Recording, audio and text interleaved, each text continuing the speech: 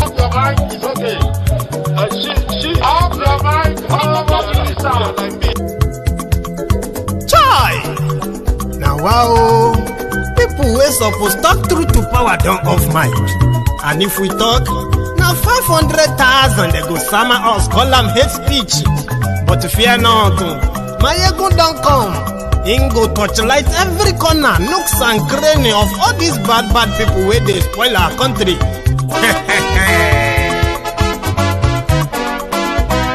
So my people make we laugh, oh yo yo. Mayegun don't come, oh yo yo. My people make we shout, oh yo yo. Mayegun don't come, oh yo yo. Mayegun don't come, man of the masses, oh yo yo. Mayegun don't come, oh yo yo. Mayegun diary politico, oh yo yo. Mayegun don't come, oh yo yo. This one not the off in mind, oh yo yo. Mayegun don't come, oh yo yo. And in the touchlight every corner, oh yo yo. Mayegun don't come, oh yo yo. Okay, some people be they holla say they want the power. Chai, them be promise us say we go get light and power. Them hustle sote they can't get the power. But now they know they do anything with the power. Every day, dollar just they get the higher power over naira. Still them talk say make we off mind. But thank God say Mayegun don't come. So my people make you lie down, yo yo. Mayegun don't come, oh yo yo. My people make we shout, oh yo yo. Mayegun don't come, oh yo yo. Mayegun don't come, man of the masses, oh yo yo. Mayegun don't come, oh yo yo. Mayegun diary politico, oh yo yo. Mayegun don't come, oh yo yo. This one not they off in mind, oh yo yo. Mayegun don't come, oh yo yo. Person where they do evil, no one make person talk. Them say that Mayegun, that man too they talk. He too they talk. Say Mayegun diary, he they hot like pepper. But every day then they take money in bulk. Woman picking, they the street they hawk. Still them talk say make we no talk. But thank God say Mayegun don't come. So my people make you laugh, oh yo yo. Mayegun don't come, oh yo yo. My people make you shout, oh yo yo. Mayegun don't come, oh yo yo. Mayegun don't come, man of the masses, oh yo yo. Mayegun don't come, oh yo yo. Mayegun diary politico, oh yo yo. Mayegun don't come, oh yo yo. This man not the off in mind, oh yo yo. Mayegun don't come.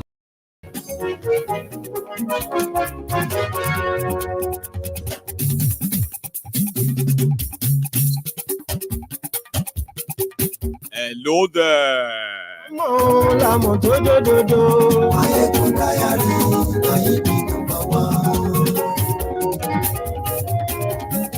Good morning to you, good afternoon to you, and good evening to you from wherever you are watching from. This is Mayegun live. Glory Facebook, glory YouTube.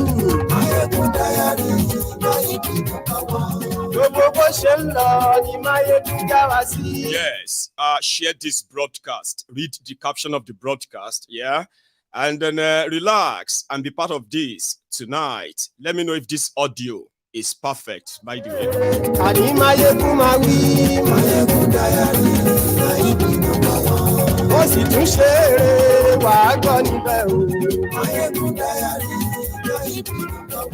Mayegun diary politics. All who left lie.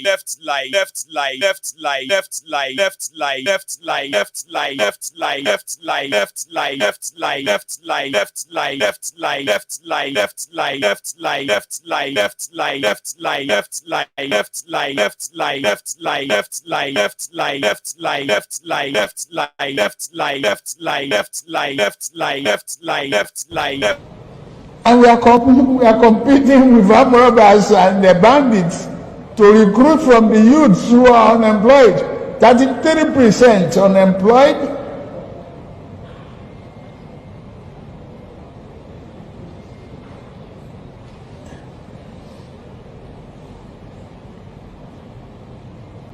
Recruit 50 million youths into the army and the other thing. take away from their recruitment source. What they will eat? Cassava, agbado, corn, and the morning, yam in the afternoon. It's growing here. You create demand and consumption.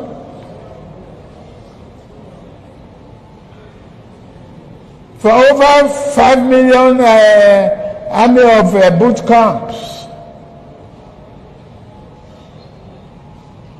we create our food. Abi, that's money for the farmers. That's consumption for the soldiers and skill development.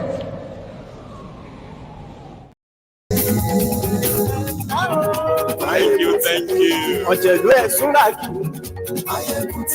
Kalu left Nigeria and he attended opening ceremony for the event he told you he was going for, only to disappear and then reappear again at the closing ceremony. And yes, we like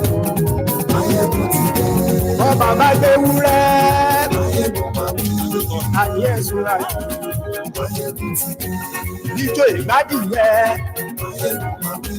and yes, we like. And that is actually one of smallest of all the worries of Kalu right now with what happened at the tribunal today. Share this broadcast.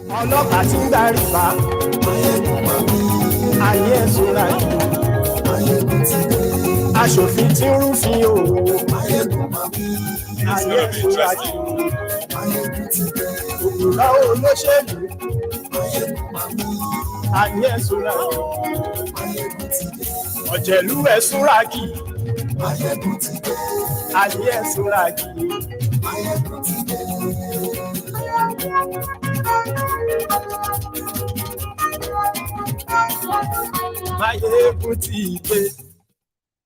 Thank you. Good morning to you once again. Good afternoon to you and good evening to you from wherever you are watching from. It is Mayegun, yes, and live. You know, so many news have been making the round in the last 24 hours. But we will have a collation or the collection of all of them on Mayegun's Diary Politico. So tonight, we are starting with the situation that nearly caused the Nigerians in France to declare that Tinubu has gone AWOL. Because what happened? With all the favority, all the propagandas, all the lies of the France package, let us review that. They said world leaders or African leaders were to meet in France, Paris, and they wanted to discuss financial impacts, you know, kind of economic conversation, terrorism and all that kind of conversation, right? That has to do with Africa. And it was going to be an opportunity as well for these African leaders, according to them, to get some validation from these world leaders by pretending to be bringing investment back to their countries.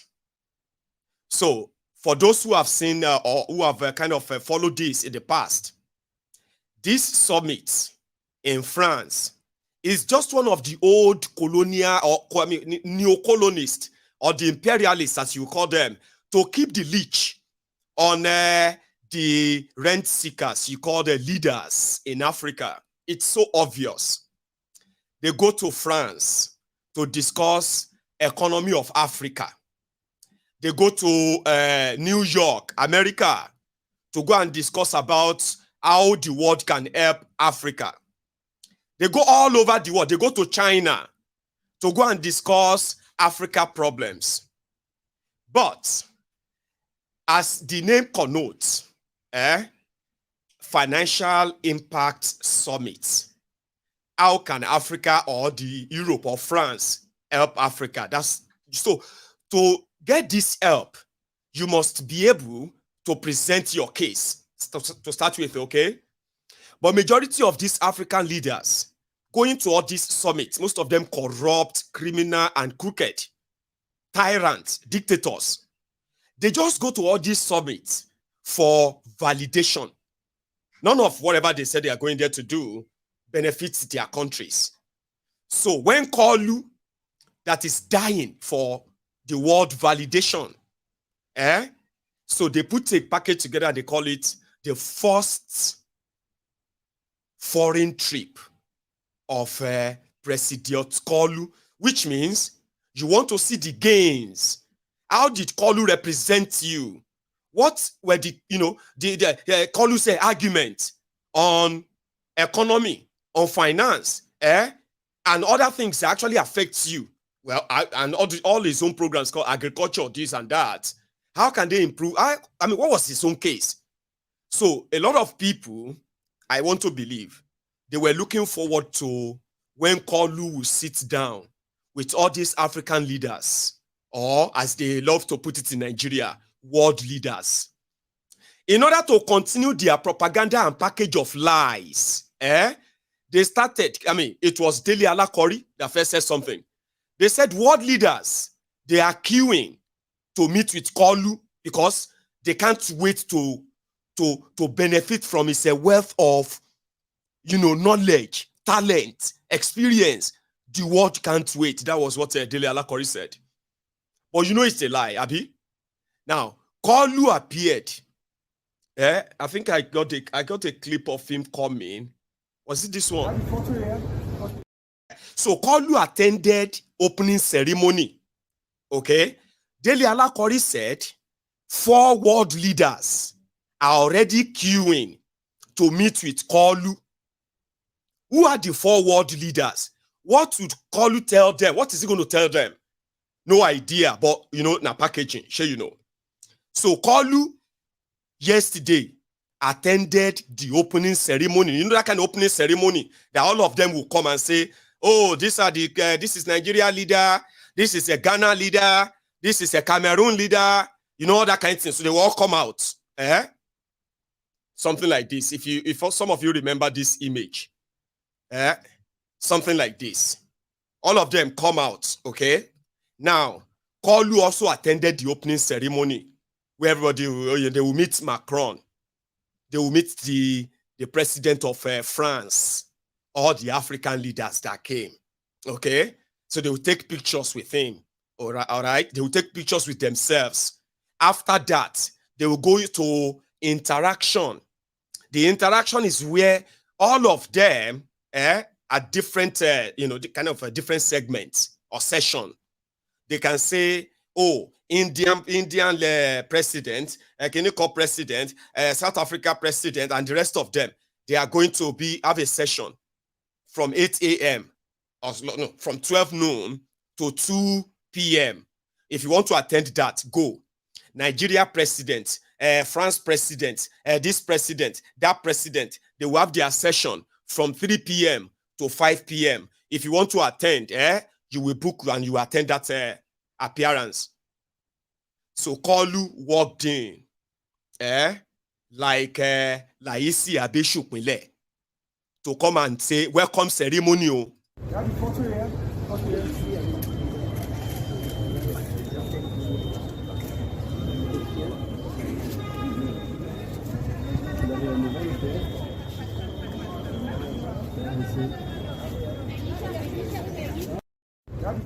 That was Kolu appearing like, so they are also carrying briefcase, like he's carrying a nuclear button. When you see American president, you will see somebody within his team carrying a briefcase.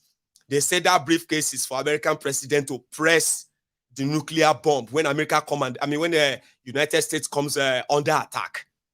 So he carries that nuclear button about. So Kolu too was coming with somebody. What did they carry inside there? Now in urine bag. That bag where they carry after Kolu, now in urine bag they inside. So if they want change in urine bag, they quickly open the bag, put the used one inside, bring out a fresh one. Nothing. Nigeria no get any button where anybody won't press. Nothing they inside that bag. Immediately he took that pictures and the rest of that, Baba disappeared.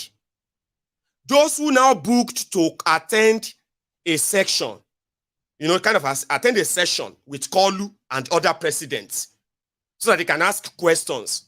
Mr. President, you are newly elected. So what's your plan for Nigeria? What do you want the world to know? Blah, blah, blah, blah. Kolu no day.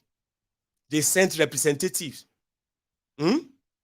Somebody should go and do the same. Kolu did the same thing at Chatham House in London in December 2022. When he came here with all the they gave him a chance to read whatever they wrote for him. But when it came to time of answering questions, Kolu said, I am of a TEAMSHIP. The Baba Were don't carry TEAMSHIP to Paris, yo. TEAMSHIP to Paris, where they are telling Nigerians that world leaders are waiting to hear from him. Maybe to avoid another international Bulaba moment. Bula Blue or Bala Blue. Bulaba. To avoid all of that, they kept Kolu in the hotel room and they said somebody else. But when that one got there, they said, who you be? Representing the president of Nigeria. You decrease. Like, what, do you think we are joking here? Representing who? Where is your president? We saw him earlier. He was here. We saw him with his people. Where is he? Sorry, Mr. President cannot attend this gathering. He has some other engagement. Which other engagement? Is this not what he came here to do? Remember, Dele Alakori was wetting the floor just a few days ago, 2 days ago. When we were boarding the aircraft for Paris, the essence is to network as much as is feasible, as much as is practicable. The president wants to network with international finance corporations, institutions, countries that are well-heeled, that would facilitate or that could facilitate direct foreign investment into Nigeria. Don't forget that Mr. President has taken some very bold steps in the area of economy, in the area of social. Do you see that? Liars. See, you wanted to go and sell a product. Those who came to buy the product, there is a process. That's why it is called a summit. Everybody will come there, meet with you, discuss business opportunities in Nigeria. How can they come in? But this guy no dey there at all. Well, listen to this other one, okay? That one is about their salary increase, by the way.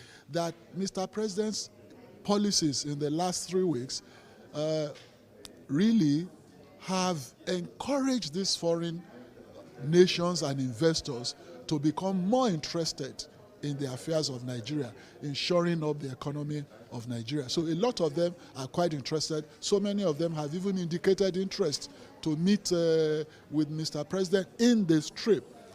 Just upstairs now we were, having a meeting with the President on, structuring some of these meetings with heads of states.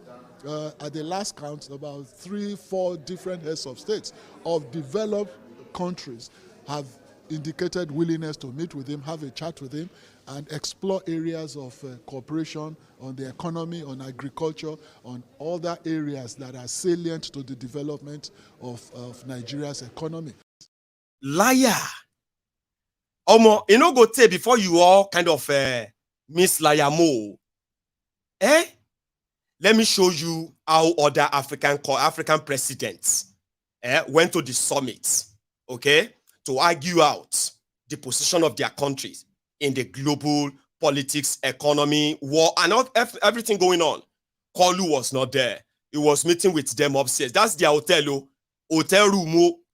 That's where Dele Alakori was telling them that he's meeting with some head of states. He's meeting with some business people. Blah, blah, blah, blah, blah. Lies. Yeah, he's they call him the Ruto, the president of Kenya. And I waiting there go do, or usually, what should be happening when you go to such summits? To deliver what we have to deliver. Bank. Because because IMF and World Bank, you have the final say. We don't have no say. We want another organization of equals, where you have as much say because we pay, as much as we do because we also pay. That's the organization we are looking for. And that is why we are saying we need a new financial architecture, where governance, where power is not on the hands of a few people. We can agree on the governance of the institution. We can agree on the sharing of power so that all of us have access to resources that go to making sure, number one, renewable energy. We invest in decarbonization. Number two, adaptation, mitigation, smart agriculture. Number three, restoring our planet, restoring our biodiversity, and making sure our carbon sinks work. This is what we are saying, and we would appreciate a little understanding. I mean, we want to be, we are talking the normal. If we continue talking the normal, Emmanuel, we will never solve this problem. Things are not going forward, they are going backwards. Tokenism, installment will not solve this problem. We have a much bigger problem than the installment we are discussing here will solve. You are not hearing us. I will, if I may, I will answer you in 2 words to conclude. No, but and let me just finish one more. When Ajay was saying 1 to 5 or 1 to 1, who is 1 and who is 5? Private sector versus who is 1 and who is 5? $5 of private sector mobilization for every dollar of money that comes in. 5 for private. Surely, Ajay. How do you persuade the private sector to bring their money for public good? Private sector is driven by profit, my friend. I mean, unless you persuade me otherwise. So we're going to run out of time, but there's a whole conversation to be had about what money goes into adaptation versus what goes into mitigation, which part of it the private sector is ready to go for. If you give us 20 ideas and 5 work, we win. That's the idea. That's why I think Mark and Shriti can make us successful at the bank. And if we become successful on this topic, then maybe we make a little bit of progress towards your point there. So I cannot thank the two of you enough. It's not as though I don't have enough to do, but thank you. on World Bank, we are blocked today, if we are honest together, because on one side the shareholders say we will refuse the recap if there is no reform, and the reform is complicated. What I suggest is we do need a bold roadmap where we say, let's maximize the leverage, saying the good work you will make. For $1 being invested by the World Bank, we get $1 by the private sector. This is the leverage we have to focus on and the target we need to maximize. If we do so, as shareholders, we have to commit to accept the increase and the capital increase. My target is $5 for one. If this is my target, I can't tell you today what the time frame will be, but I tell you, if you only get 1 for 1, we fail. No, but this is at least today, we have eviction impact. I will be honest. For a lot of shareholders, the main argument is to say, sometimes when we have World Bank, private sector just leave. This is where we start. Yes, yes. So nobody told me that I was too shy till now. So what we need, if this is 1 for 5, I'm super happy. At least I'm speaking under the control of the best expert. If this is 1 for 1, it's super. You have my commitment that we will accept the capital increase to double. Because today it's 100, I will make clear for everybody for the math. It's 100 billion. It means that if we mobilize it properly, we can get 100 billion addition from private sectors. Anyway, let me explain what is going on there. All right? Kenya president, who is representing Kenya, is in Africa. They have all the resources. That other person, next to Macron, they are called private investors. These are the money bags, the money imperialists, okay, who are hunting for your resources, all right? But before they will put their money anywhere, okay, they need the guarantee or the guarantor like France. That is where countries like America, France, UK, this is what they do, all right? So that to protect the interest of the money they want to give to the African leaders in return for the resources from Africa, okay? So Macron, as Mr. Middleman, who brought all of them to France, gave them nice hotels, gave them good treats, all right? Only because he wants to be the middleman, the deal will be made there, billions and billions of euros will go into it. But here is something that you notice, right? Macron was like, okay, let's be fair.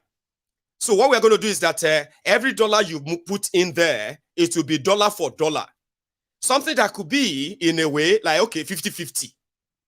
But the people bringing the money, they said, well, maybe World Bank can do that. But if now also, it's going to be $1 to 5 because of other factors, which means we'll put $1 there and we expect $5 back. This is not like they are actually giving the dollar to you. They will come in and say, oh, in different names, in different businesses and all of that. They will sign MOU with the government of your country.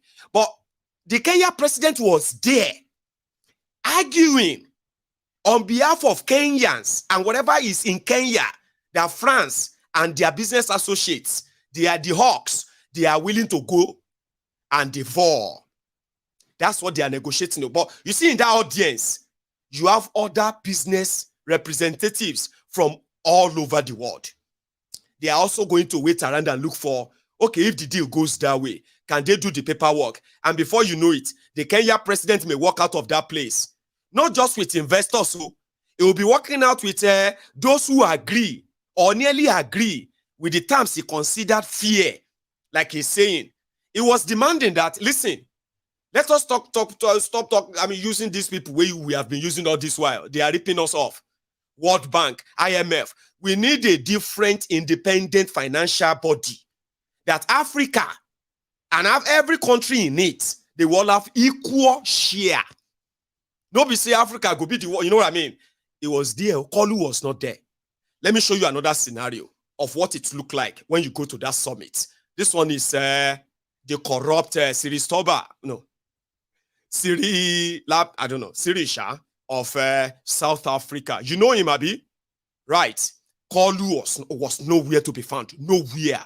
You know, recently, 7 African countries decided to go and put a call for peace to Ukraine and to Russia. And we raised a number of issues. Zambia was represented, Comoros was represented, Republic of Congo was represented, Senegal was represented, Uganda, as well as South Africa. So we were all represented, and Egypt as well. So we were all at one, that even as we were going to address an issue of the war which has had a negative impact on the African continent, which is the rise in prices for food, rise in prices for fertilizers, we were clear that we are not going there as beggars. We are not going to ask for a favor to both Ukraine and Russia. We were going there to say, open up the Black Sea Channel so that the grains and the fertilizers should go into the world market. So we were not on a begging mission, even as we are in great need as a continent and all that. That should go to demonstrate that Africa should never be seen as a continent that needs generosity. We want to be treated as equals. Even in the multilateral institutions, we want to be treated as equals. And if our equity is at a low ebb, there must be ways in which that can be addressed. To us, this is very important.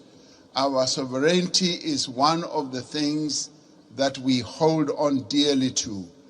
And we demonstrated that very clearly to both President Zelensky and to President Putin when it came to this issue.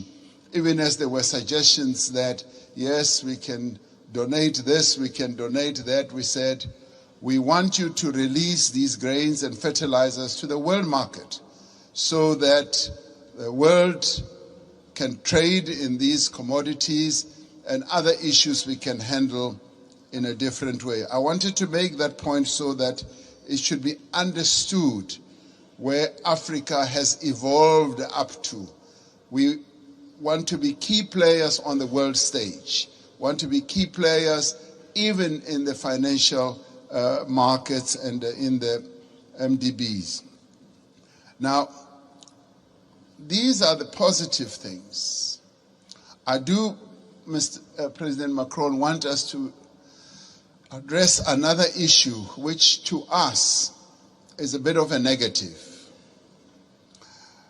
You will have heard President Sisi talking about the 100 billion that was promised in Paris. President Sassou Nguesso yesterday as well also spoke about it at the dinner. Now there is that issue that a number of the commitments that have been made have not really been fully lived up to. But before I get into details, let me immediately say that we recognize the many initiatives that have been put on the table, and a number of countries here have done so. Germany has gone out of the way to put a number of initiatives, and the US has also done a number of things. But there have been times when we felt like we were beggars. I played a key role as chair of the African Union during the COVID period. We felt like we were beggars when it came to vaccine availability, when we felt we needed access to vaccines, and the Northern Hemisphere countries had bought all the vaccines in the world, and they were hogging them. And they didn't want to release them at the time when we needed them most. And we felt like we were begging. And at times it felt like they would just be droppings from the table, that yes, we will give you that and that. And let me tell you something that generated a lot of resentment. We resented that, and it got worse when we said we want to manufacture our own vaccine. And when we went to the WTO, there was a lot of resistance, enormous resistance. And we kept saying, what is more important, life or profits by your big pharmaceutical companies? And that too, I must tell you now, generated and deepened that disappointment and resentment on our part, because we felt like life in the Northern Hemisphere is much more important than life in the global South. And these are issues that need to be addressed. And I'm glad that we are all seated here like this, because we've got to get to the heart of these matters and address them. Now I come to promises that have been made. And Chancellor Scholz was saying, we've got to walk the talk. Yes, we want to see the talk being walked. President Sassou Nguesso yesterday said at the dinner, $100 billion was promised per year. And he was saying, I've never seen that. And many of us will testify that that $100 billion has never really been made available. And this should stand out as something that needs to be addressed. Because sometimes we sit at conferences like this and say, yes, we'll make this available, and we believe you. We believe you, but now the tire must hit the tar.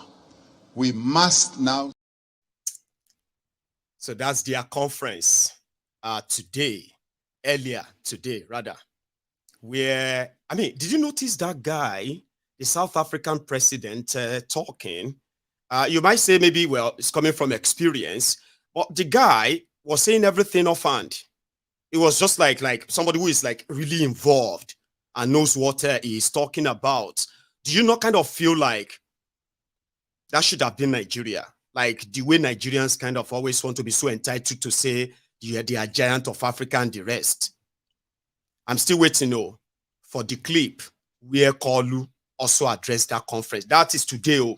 You see that dinner I mentioned, where Kolu showed up, and when they were doing the interaction on the stage, he was gone.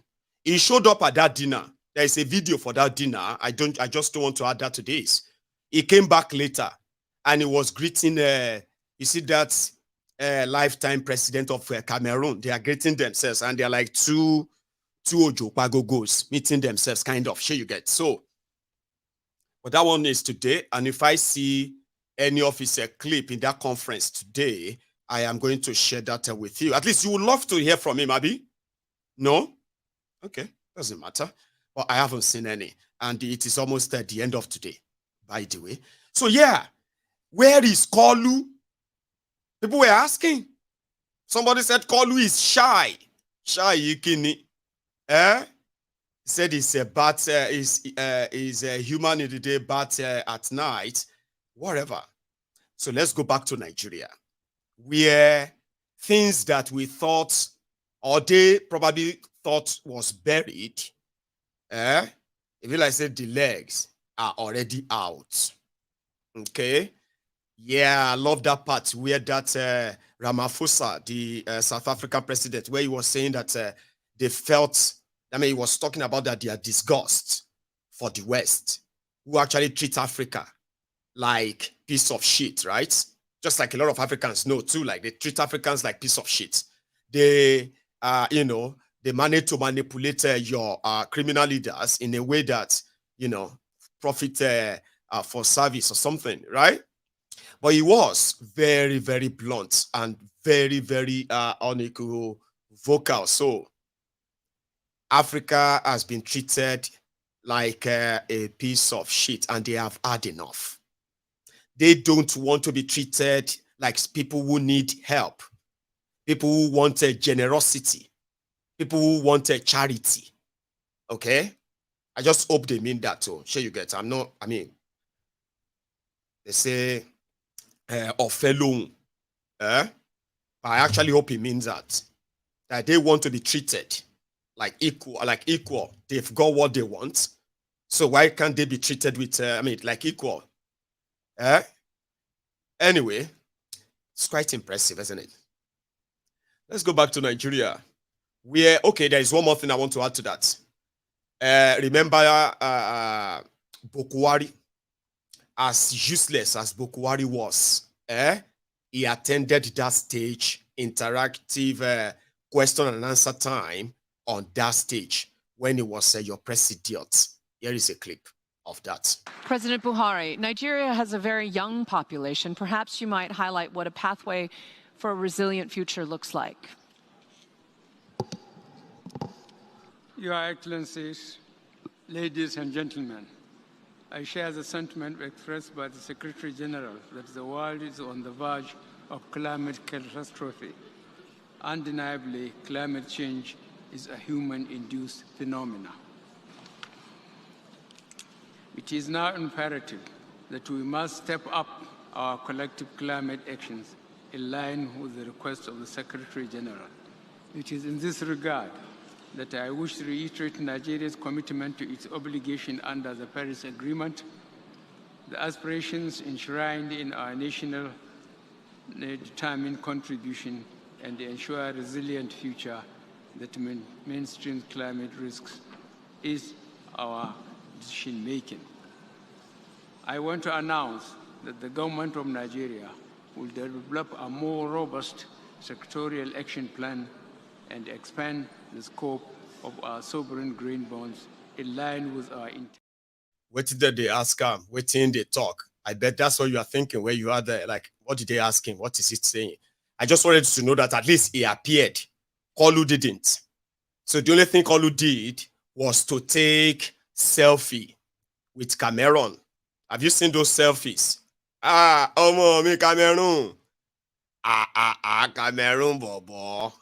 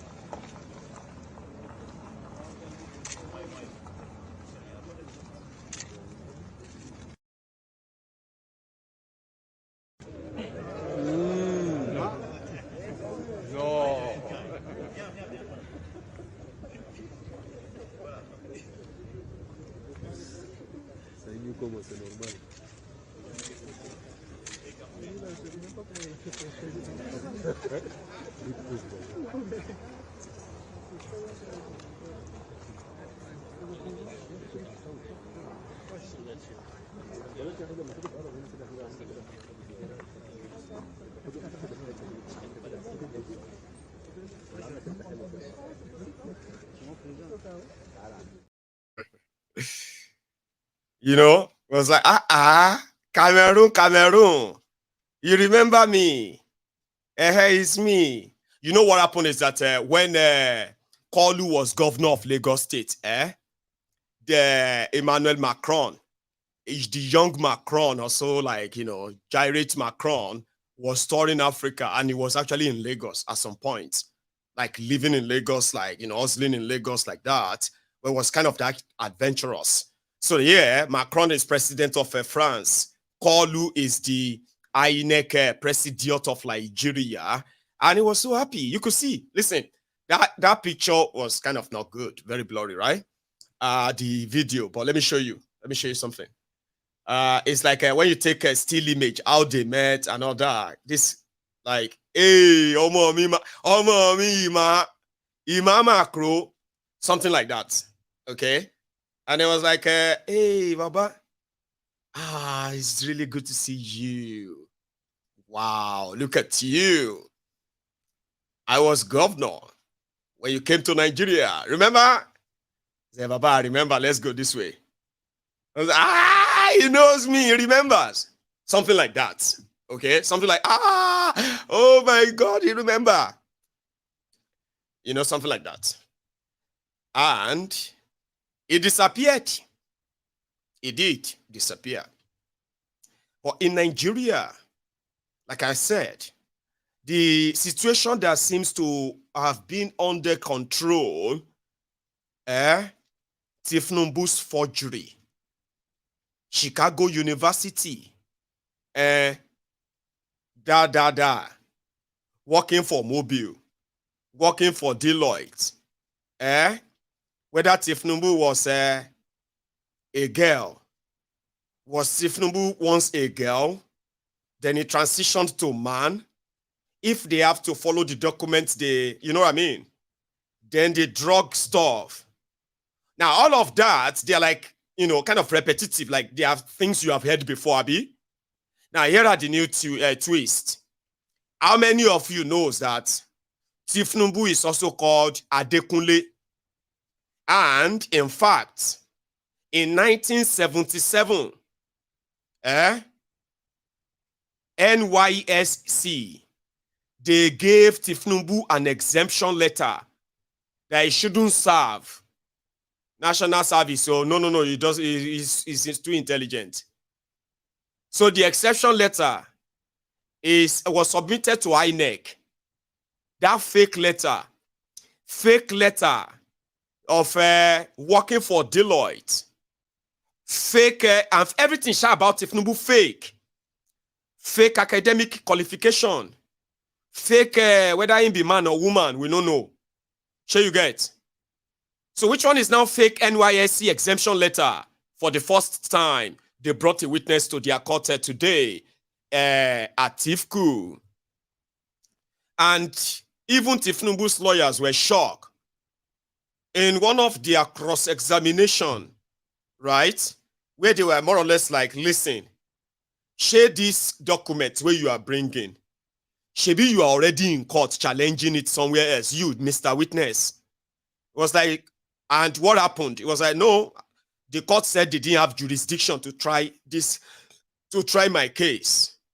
So nothing happened.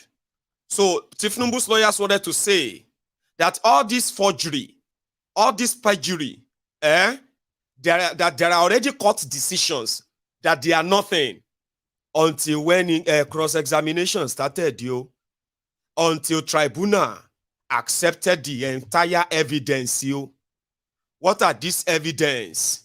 They said that Tinubu lied to INEC. INEC helped Tinubu to cover up. So INEC also committed a crime. Tinubu committed a crime. The situation has now gotten to a stage whereby it don't choke. The shocking is that even the Nigeria judiciary, if they say they want swallow person now, person will carry Dogbodomi, you know that person where will they take pound that wood. But I say now waiting everybody wants swallow be that on this in this case. So because I mean in the presented document certificate from the Chicago State University, they said the person where they bear Tinubu where actually came to their university now girl, Bola, no be man. Later they came out and they said, okay, Chicago University is okay. Tinubu came to their university. So this is the letter that Tinubu's lawyers presented in court to confirm that Tinubu, that the Chicago State University confirmed Tinubu that he actually came to their university and graduated. Ladies and gentlemen, if you have come across this, this image was first published online during the desperate time when Tinubu's Lagos Abobakus, when they were trying to cover up all of this fakery, they went on a photo, I mean, what do they call them? A graphic design, and they designed this letter and they published it online. Newspapers in Nigeria published it, and this is exact letter that Tinubu's lawyers presented. But ladies and gentlemen, look at this certificate. This is also what Tinubu said his own certificate or so, right? But yeah, okay, hang on. Let me take this off. Thank you very much, EH, by the way, for your super chat. Right. Now, take a look at something here, ladies and gentlemen. They said that if you look at this very well, you will realize that Tinubu and gang, they decided to go and use the template that they copied on Pinterest, okay, to develop a certificate that they could only share online since INEC can cover up. They will say, go to court, go to court. Shebi INEC don't pass them already. INEC don't clear them already. So if it is original to INEC, then it is original. But it is fake, right? Now, this today, with the original, with the letter from the Chicago State University, that they don't know anybody called Tinubu, the witness and everything, all of them came together today, and they have handed everything over to their tribunal. Again, I'm not trying to tell you to be happy, say something go happen per se. Oh, I am just giving you updates in you. Sure you get. You need let me. I'm not raising your hope. All of us want to see what go happen. Abi? So he done this, he done that. The entire thing have been submitted. Same thing. I mean, I think I have a space where Atiku's lawyer has something to add. Watch this. Vital witness, a digital forensic expert. And you remember that this is the very first time we are having a technology-driven presidential elections in Nigeria. So the evidence that this witness has profiled today, a witness who examined the beavers machines used, is very, very vital. So we are happy this witness has testified today. Tomorrow, we'll bring our remaining witnesses and we'll close. And I think Channels Television kind of covered it better, even better than me. No, it's not better than me. This one that they do their normal media, whatever, yeah? I will give you my own interpretation as well, right? Listen to this. The Presidential Election Petition Court has admitted certified copies of academic and work records of President Bola Tinubu tendered by the People's Democratic Party, PDP, and its candidate, Atiku Abubakar. The documents include a BSc certificate from the Chicago State University, NYSC discharge certificate, and Mobile Nigeria Oil PLC certificate of service. The PDP had brought the documents through their subpoenaed witness, Mike Enahoro Eba, who is a private legal practitioner. He notes that the documents were purportedly obtained by Tinubu, but bore the name Bola Adekunle Tinubu. Led in evidence by the lead counsel to PDP, Chris Uche, The witness also tendered forms EC13 and EC9 nomination forms and the letters written to the Independent National Electoral Commission, INEC, as attachments. Counsel to INEC, Abubakar Mahmoud, Tinubu, Emmanuel Ukala, and the APC, Lateef Fagbemi, all objected to the admissibility of the documents. The lead counsel to PDP applied to tender these documents, and all the respondents objected to the admissibility of the documents. The witness also tendered academic records from Chicago University, a copy of the subpoena served on the Chicago University, the original academic records and degree certificate, original admission letter, original transcript from Southwest College to the school Tinubu attended, given to Chicago University, with the gender referred to as female. He also tendered notarized judgment of USA for criminal forfeiture of assets of Tinubu and the cover note authorizing it. Also, an extract of Guinea passport and the certificate of compliance for Tinubu. Here are detailed reports. They subpoena all those places to send them original results.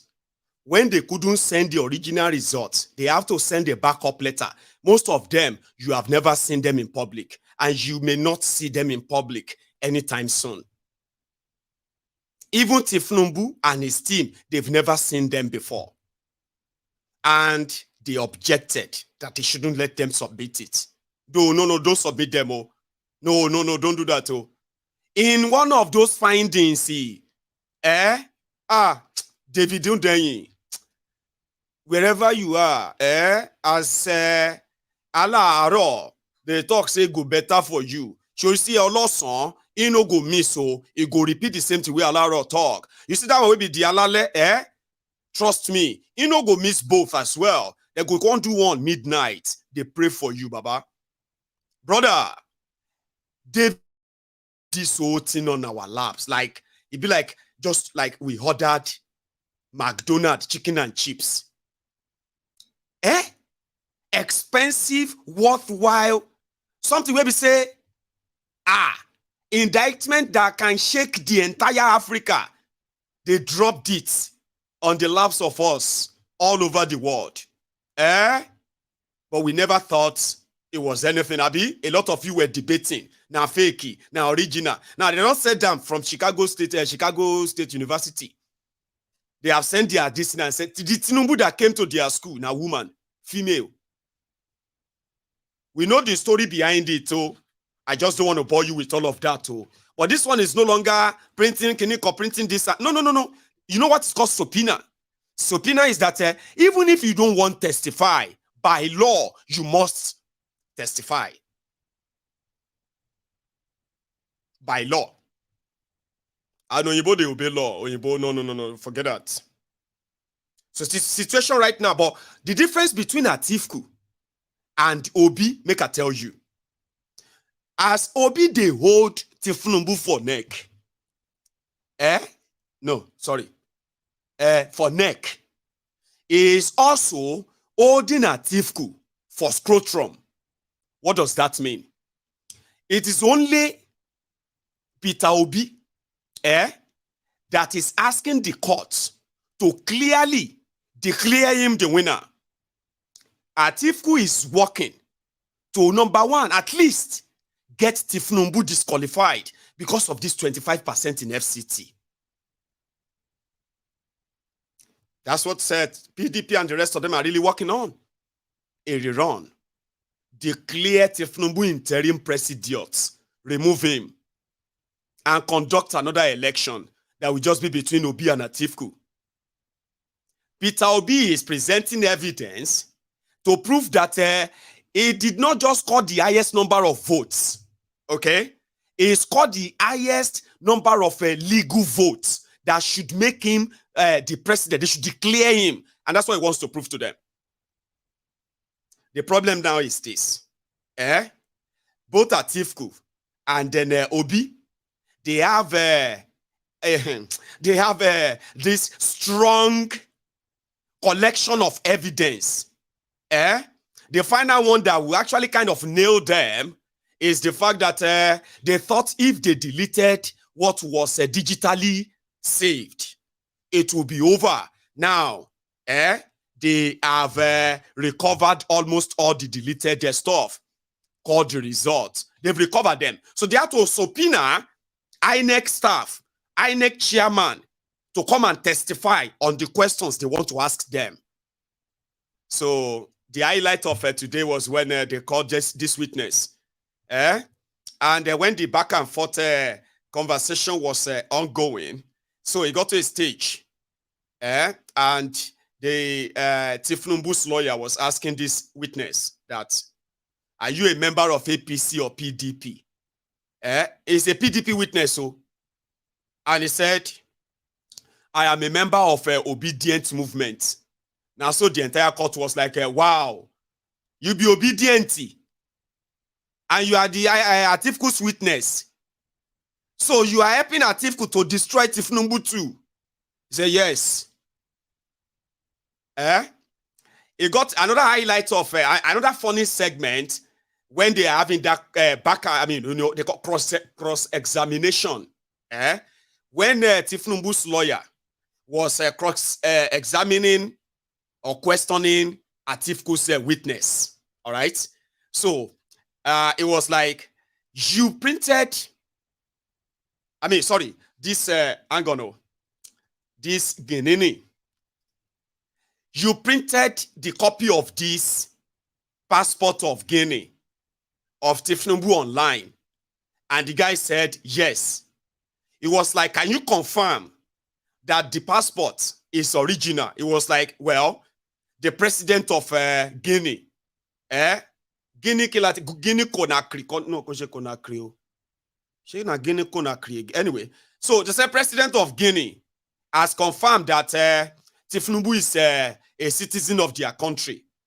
And it was like, but the passport you have here expired since 2020. And the witness was like, passport can expire. Citizenship doesn't expire. So if your passport expire right now,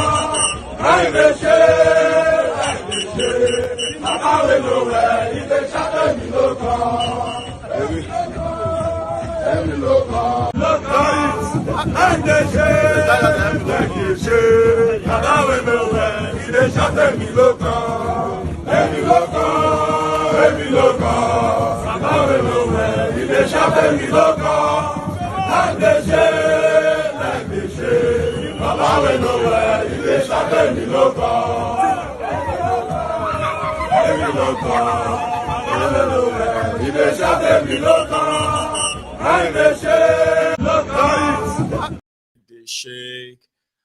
So people start, the witness was like, come on, man. If passport expire now, there's no they get a replacement in it. So if passport expire, does that mean that citizenship has expired? Baba, use your sense now. I saw the entire court started laughing. And the guy said, you are the people harassing Tinubu with all this academic qualification, with all of this drug this, drug that. You are one of those harassing him, but he has never been convicted. Can you confirm that? Blah, blah. The guy was trying to that's what lawyers, that's what they do, Abi. But Tinubu is a Guninee. And today, the tribunal has admitted that there is even more trouble on the side too. You see that INEC of Mahmoud, if you see him, you are supposed to carry out what is called citizen arrest. You know what they call citizen arrest? Citizen arrest is that if you see Mahmoud anywhere, you go gather arrest him. Like says you won't catch somebody we steal goods. You know, so when you catch him, You go catch them like say you won't catch goats. Because you know, say goats could be like, eh? So when you catch her, you go catch the goats. Now, so you're supposed to catch Mahmoud and everybody around him with what they did. In Lagos State, according to your law in Nigeria, okay, you can be a dual citizen. Or there's nothing wrong in you being an American and Nigerian, British and Nigerian, Biafran and Nigerian. Sorry, I don't mean to insult you. But you know what I mean? Like when Biafra become a country, and you have those who are also married there to Nigerians, and at that time, if Nigeria still exists, they will have dual citizenship. Same thing with the Yoruba nation as well. You are allowed to, but there's something you are not allowed to do when you have dual citizenship like that. Okay? If you are born as a Nigerian, then born you in Nigeria. You can't go to another country. Maybe after some time, or either by marriage, either by a job opportunity, either by whatever it is, so they can't give you another citizenship. That means you willingly acquire that citizenship. You are allowed to have dual citizenship. But their law says, once you do, you cannot run for political office in Nigeria, which is a lie. They have the law, that's what their law says, but that's not what they are doing, trust me. Bukola Saraki is British. Ibikunle Amosun is British. Bokwari, well, okay, maybe he didn't take it, Sha. But Bokwari's family, they are mainly British. Tinubu's children, most of them are British as well. Okay, they didn't contest that. Okay, fine. And you shall get what I mean, Sha. Majority of them have Adekunle Jackson, Ade Dancer of Oshun is American, is Nigerian, Abi. So all these things, they are like, you can, whatever, yeah? But I don't think any of them, okay, Nigeria is so lawless, so I don't think any of them put it there like the deputy governor of Lagos State. So, you know, they are also in court in Lagos over the stealing of election in Lagos, governorship election. Right. Now, the deputy governor, Hamzat Abso, he is American, a US citizen. He is currently on his second term with Sanwo-Olu, and he filled his own INEC form and he said he is a US citizen. INEC just said, oh, my friend, don't disturb yourself, Jerry. Oh, your form. But by law, by law, he has already forfeited Sanwo-Olu's ticket. By law alone. So you may wake up tomorrow and they may say, the tribunal say, Tinubu, no, but somebody says it's not going to happen. Why not? It's the law. The law says you can't. No, I'm not banking on it. So please save me all of that. Why the rest of you were looking for where was Kolu? Or is this what it's going to be like when they go to G20 or G this or that? Kind of. Is this how Kolu is going to worsen? And they go be like, say, who be this person? Who be this one? Like saying a Nigeria president be that one, or who be this? Now, this image is not real. It's fake. So please, don't lose your mind on it. But you see, when you have the criminal like this in charge of Nigeria, the lowest of the low is where Nigeria belongs, unfortunately. If you swerve to Enugu, look at this guy, a PDP guy. Here is another story about Nigeria, okay? And the criminals who have taken over the reign of government for years. I don't know how you're going to see it. Look at this guy. He's the current governor of Enugu, okay? His name is something Umba. Now, this guy is a lawyer by profession. He is a politician who has taken up political positions in Enugu State since this democracy or so. Now, he has a problem. His own academic documents, there were so many forgeries. Now, because his own opposition felt like, number one, he shouldn't even be running for office in the first place. If you are going to be committing perjury that can end you in jail, why do you have to bother? But this guy went anyway, Now, he went on to go and forge the NYSC certificate, National Youth Service Corps. National Youth Service Corps is this service you go to in Nigeria once you leave the university, right? You will go and serve Nigeria for a year. Now, you can pick up a different profession. You can pick up a different jobs where you are just going to be like working as a public worker, kind of like schools, supporting the CDA. You know what I mean? Like, so it's a way of doing cross-cultural to build diversity in Nigeria. It never worked though. Sure, you get it. It never worked. It never bring any diversity. It never brought any unity. So forget that. But that's the purpose. But it was like mandatory. You must go. And to run for a political office, yeah, you must show that you actually served. Now, if you served, you must show proof, right?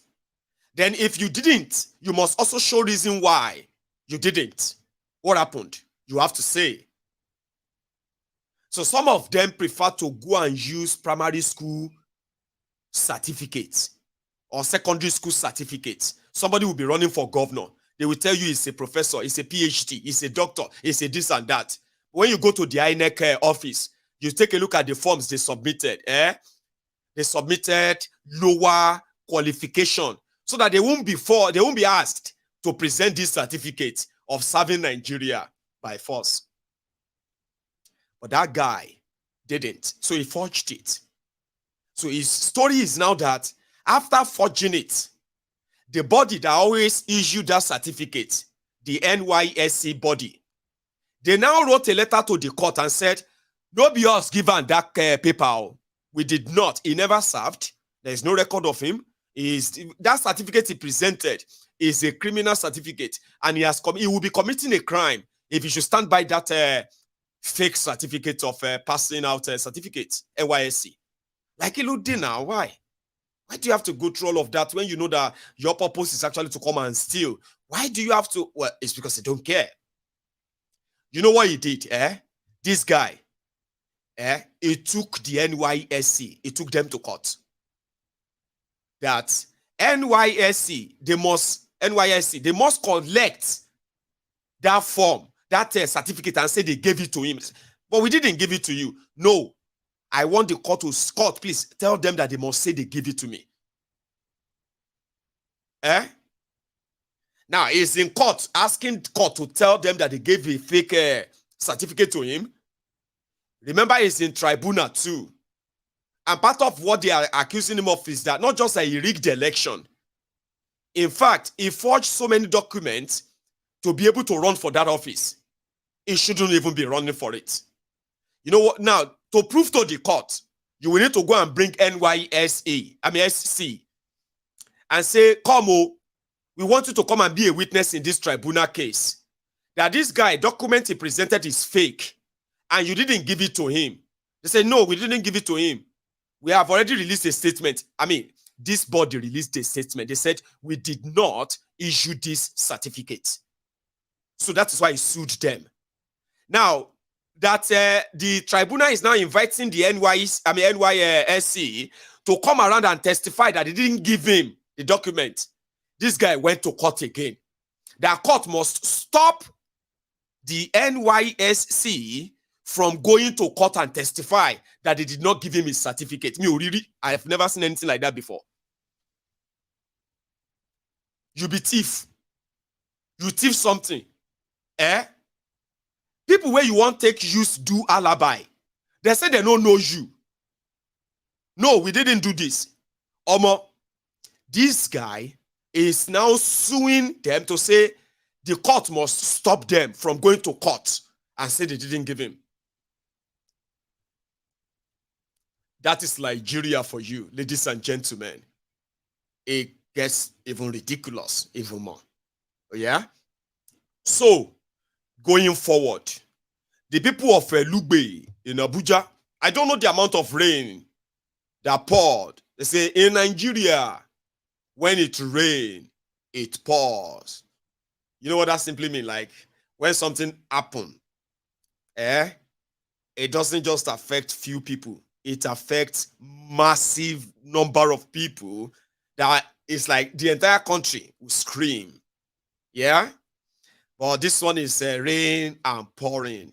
Okay? Raining and pouring, like, you know what I mean? Like real rain, not literally. In Abuja. Sorry, guys.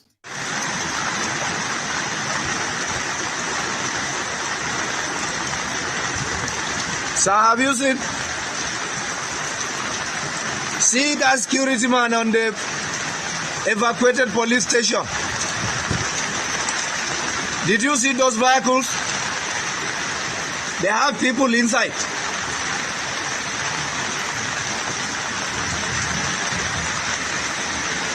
Just check it out.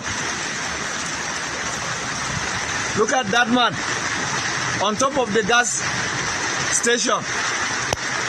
Did you see him? In fact, that road is completely blocked.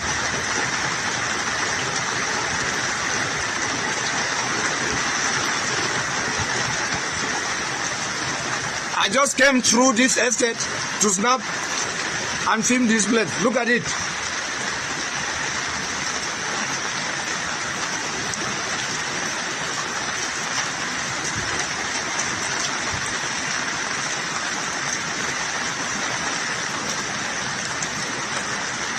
Complete coaster bus.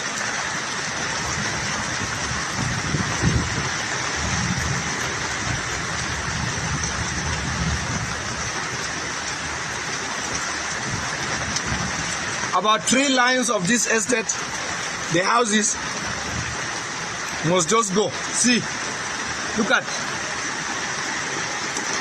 Huh?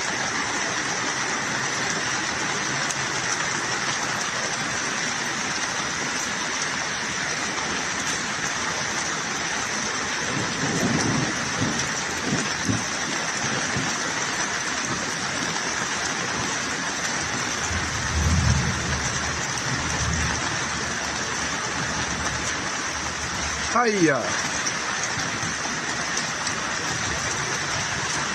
Hiya.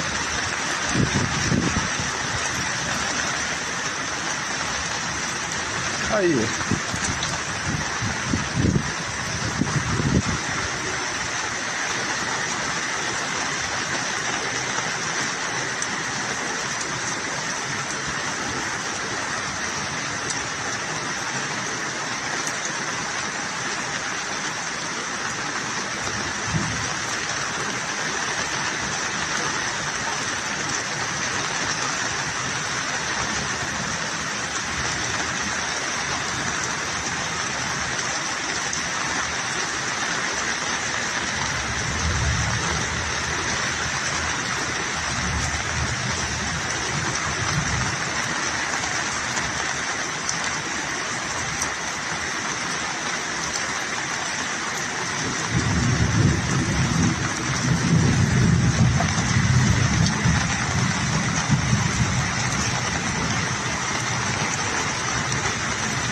Even the bridge have been submerged.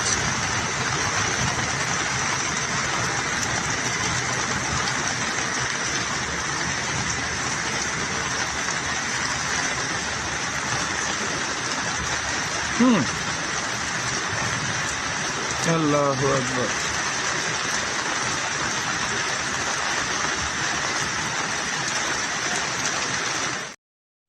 I know.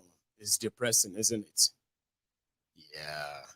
I actually just wanted to leave that for a while, and then I just kind of let you savor that. I know. So they sent their National Emergency Management Agency. I think that's what you call NEMA, Abby? NEMA, National Emergency Management Agency. Okay. So they send them there to assess the situation and help the victims. All right? But listen to a NEMA official, by the way. Not time for that. If you know you are living in a house that is built on a waterway or on a flood-prone area, if that place is marshy, if it is vulnerable to flooding, kindly move to a safer place, if for nothing, to save lives. Properties can go. The word of God says that when you are alive, there's hope. you'll be able to get another property. And so, please, the message today is this. We have all seen what has happened. The water submerged the whole of these vehicles. And you can see the inundation on that wall, the level of the water. We were made to understand that if we stand here, the water covered the whole of us. Don't undermine, don't underrate the power of water. Even if it is not up to this level, it can wash people away. It can wash a house away. It can wash vehicles away. So we are pleading. We do not want to have any kind of any loss of life or properties. But most of all, we don't want to have loss of life this year. Thank you very much. All right. You've heard from the emergency respondent as well as also the residents themselves who are victims of this incident today. Earlier, I spoke with one of the supposed missing person, but who literally appeared, and he also shared with us his experience. But for now, he will not be on for this interview. But from all we've gathered, they just... Nigeria is so corrupt, which I regret the day I was born in this country. It's unfair. This is unfair now. This is unfair. Nigeria is so... When government official is telling you that, even the word of God in the word of God said, if there is life, there is hope, and all of that, they say, oh, you just move. You know, people know they are going to be on their own, but the best advice is to move away from danger. When you see flood, right, like flooding like that, don't always try to be a hero. Okay, if you are lucky, if this happened during the day, the first thing you must do is to get yourself to safety. Forget about those electronics. Forget about the house. Get out of there as soon as possible. I know it's not easy to say, oh, you see where me and they live, eh? If I hear bar anywhere here, I will do my best to evacuate my family from this house and everything inside here. They can go to hell if they have to. Sure, you understand? So it's the best advice in the situation of emergency. Go to safe upper area where the flood won't kind of reach you. At some point, it will submerge. When it's submerged, submerge is to over.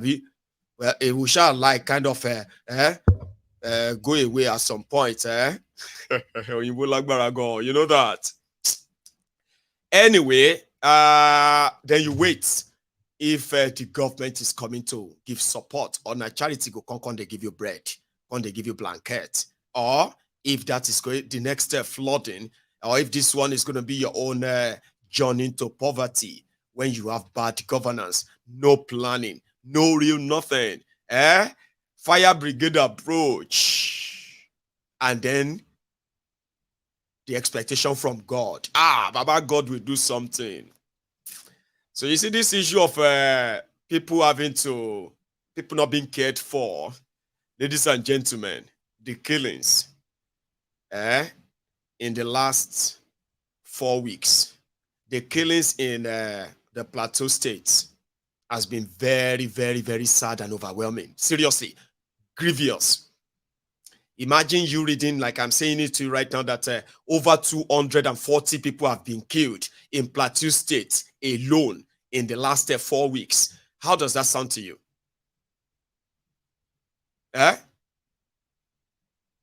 Unreal. Not possible. Okay. I know the level, the situation in Nigeria, which has made so many people to become indifferent. Especially when you talk about this act of terrorism and all of that. There's so much that people are dealing with these days. There is more or less like people are just waiting to die before they will believe that people are dying or being killed in Nigeria. You know that thing? Where you feel like, well, they say they are killing people. At least Jebimi are still there alive. Like they have to die to believe. Imagine you having to die to believe that. That's not good, right? It's not good. That is what they have done to Nigerians. They have done to a lot of people. Indifferent. If at least me, I'm still alive. I am not dead yet. So who are the people dying? These are the families of those who are dying that you probably don't even know. Or you think that their own tongue came. Insecurity has continued to thrive on the plateau without lasting solutions. Sadly, it has led to loss of lives, properties, and made thousands displaced. This perhaps is the reason for this call on the government by the Global Society for Middle Belt Heritage to act by ending the killings and bringing perpetrators to book. 276 people were killed.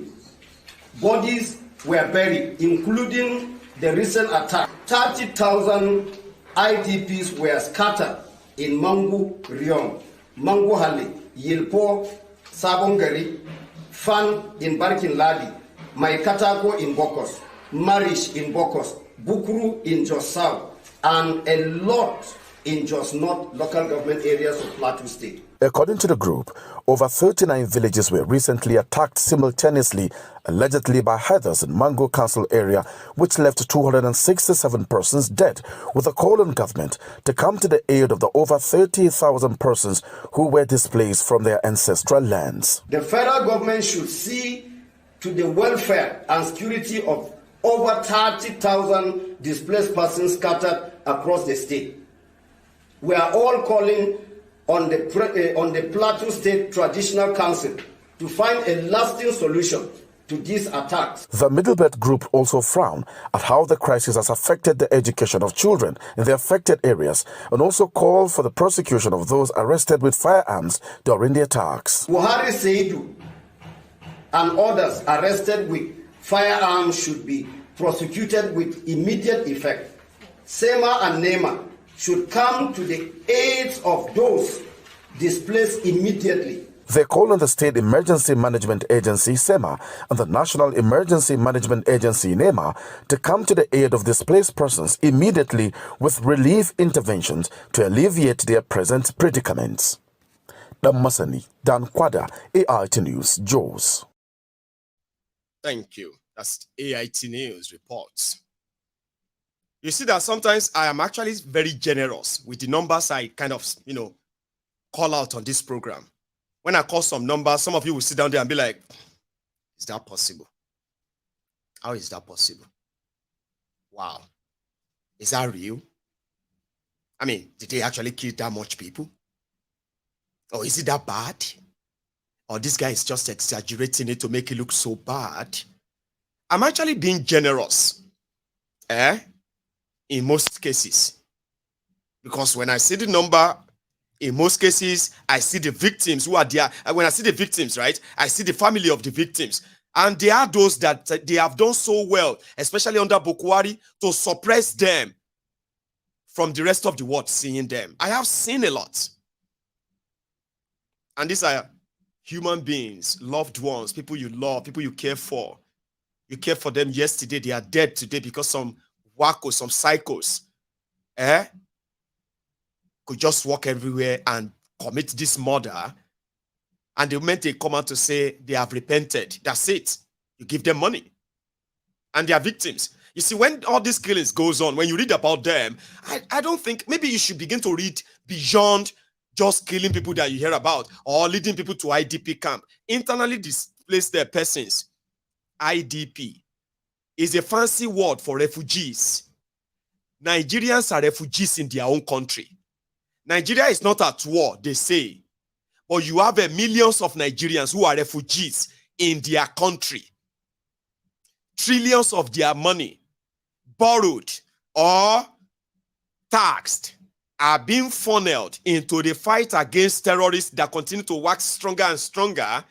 And these refugee camps continue to grow. When these destructions are taking place, schools are disrupted, hospitals are social system are completely disrupted. The lives of people are completely disrupted. But what you read in the news is that they killed 40 people, they killed 30 people, or they've taken over this community. You don't actually know the life-changing effect what this act of terrorism and corruption and bad leadership they have done or are doing to the lives of millions of people. Asylum in Nigeria, I won't joke to you. I mean, I won't joke. I'm not joking. And that's why when I saw this mad woman on TV, kind of justifying having terrible leadership, a sick man, and she was saying, Obi and Atiku should withdraw. I mean, listen to her. If you want to get angry, I think this is a perfect video for you to get angry. I mean, listen, just the mindset alone. I want you to listen to the mindset. Oh man, you cannot help Nigeria. I'm sorry. Like, there's no harm in trying, But before we'll go further, right? We are currently over 3,500 of us on YouTube. And we were at once over 600 of us on Facebook. Do you know that, like we do say all the time, if you like this broadcast, what you are doing is that you are marking what is called engagement. You are engaging with it, not just commenting. Now, engaging with it will help the YouTube to recommend it to others. So if you enjoy it, if you enjoy sitting down there, listening and watching Mayegun, and all you have to do is just like it for others to see and come across it as well. Why won't you do it? Like, Corona don't finish. But I just don't know why people kind of always practice social distancing with their phone. They are so comfortable. A lot of you are so comfortable with your, what do you call it? 1 second. That Mr. President's policies in the... What shall I say unto the Lord? Yes, Lord. All I have to say, thank you, Lord. What shall I say? Thank you, Lord.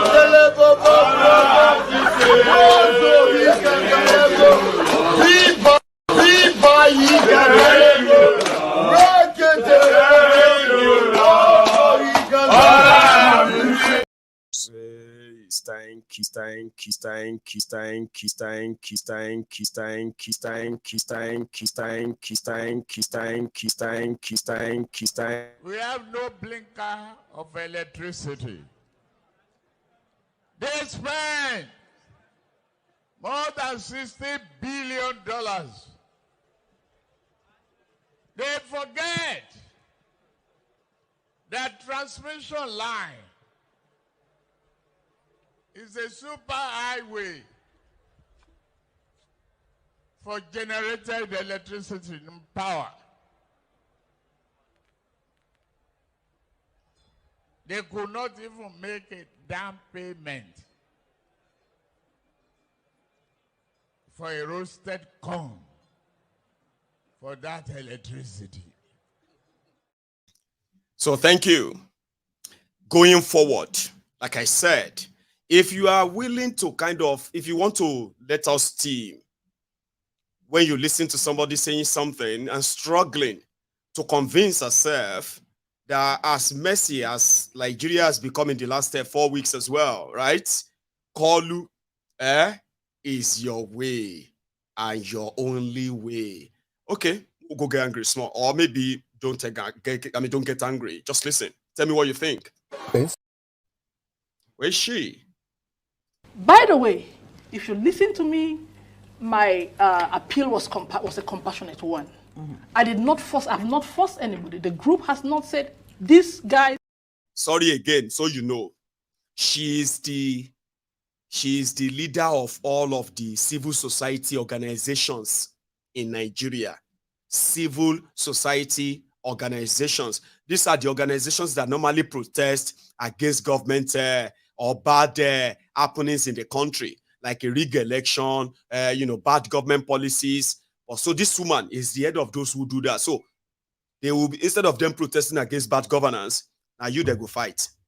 By the way, if you listen to me, my appeal was a compassionate one. Mm-hmm. I have not forced anybody. The group has not said these guys must go and withdraw their cases from the court. But we are saying, in national interests, for the sake of the Nigerian entity, to save time, to save ourselves from these unnecessary distractions, because what we want is not the name of any individual. What we want is development in Nigeria. We want to see schools being built practically. We want to see children in school, not obstructed. We want to see houses, mass housing schemes everywhere. We want to see construction of road practically. We want to see policies. We want to see policies that are achievable and sustainable and that will improve on the life of the ordinary man. This is what we are saying here. And if I may say, Peter Obi, during his his campaigns, I listened to quite a number of his campaigns and of course his manifesto. Everything Asiwaju is doing now, thus far, you have just ascertained that Asiwaju is not doing badly. And I know he's not going to do badly.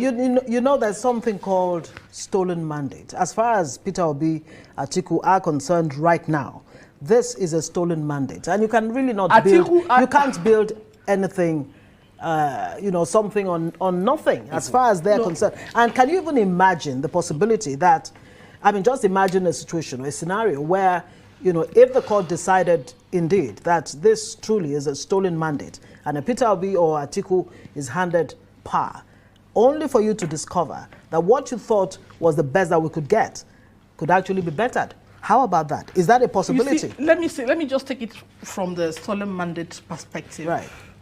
Atiku is laying claims to this mandate. Obi is laying claim to the same mandate.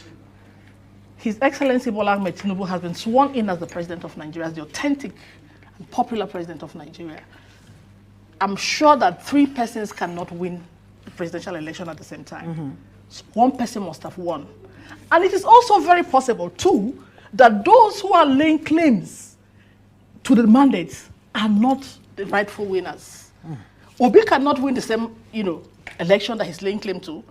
Atiku also cannot win the same election. Both of them cannot win the election. Don't you think that is what the court will give closure to? When the court finally decides and says, look, all 3 gentlemen, this was the winner, or this is the rightful winner. It's not for us to decide. It's not for us to decide. It's not for you to decide. It's not for any Nigerians to decide. It's for the courts to decide. Don't get me wrong. Who won the election. Listen, don't get me wrong. No, because you know why we need to interrogate this. Okay, go ahead. One of the points you raised in your intervention is that, look, if Peter Obi and Atiku Abubakar are sure that their intentions are really in the public interest, in the national interest, then they should step down. It's almost like a blackmail, really. That's what it seems not a like. Blackmail. It would seem to them. It's not a blackmail. You can look at it from the perspective you want to look at it from. Right. And what I also mean as a Nigerian, as an adult, could also be different. In this case, what I meant and still mean and will continue to mean is that, look, right now as it were, we are starting very well. This should be the interest of every well-meaning Nigerian. How well is the government doing? Okay, what are the prospects? It is smoke Igbo. It is take Indian. Do you see how confused she is? On the one hand, she's not asking them to withdraw their court case. Okay? But on the other hand, she's asking them to withdraw it for the sake of national unity. Is it not the same thing they want to do that Tinubu is doing right now? Obedient. Is it true that what Obi is coming to do is what Tinubu is doing? She's talking, that's what she said. Articulators. Is it true that what Tinubu is doing right now is exactly what Atiku was coming to do? So, she's saying, I'm not asking them to, to withdraw their case. I'm just saying that for the sake of national unity, they should withdraw their case. She, you know, no saying a mentor. Is that not why they are in court? That's why they are in court. Okay? If you care about national unity, you would have allowed your charade election, the popular candidate, to win election normally. Almost see the mess now. So what people are now saying is that, everybody can see all of the evidence. People have been following the court case, like say, they don't follow their own Bet Niger tickets. So every detail they are following. And as it is right now, nobody is withdrawing any case. May I tell you the problem? Now, Tinubu and his people, they want to say the judiciary is being threatened, blackmailed, or bullied. That any effort to remove him, that he didn't win the election, can cause problem in Nigeria. Do you know that? That they are going to start that soon. that for us to avoid problems, he's there already, let him just continue and finish. But be like say these people, I was saying something to you earlier about Atiku and Obi.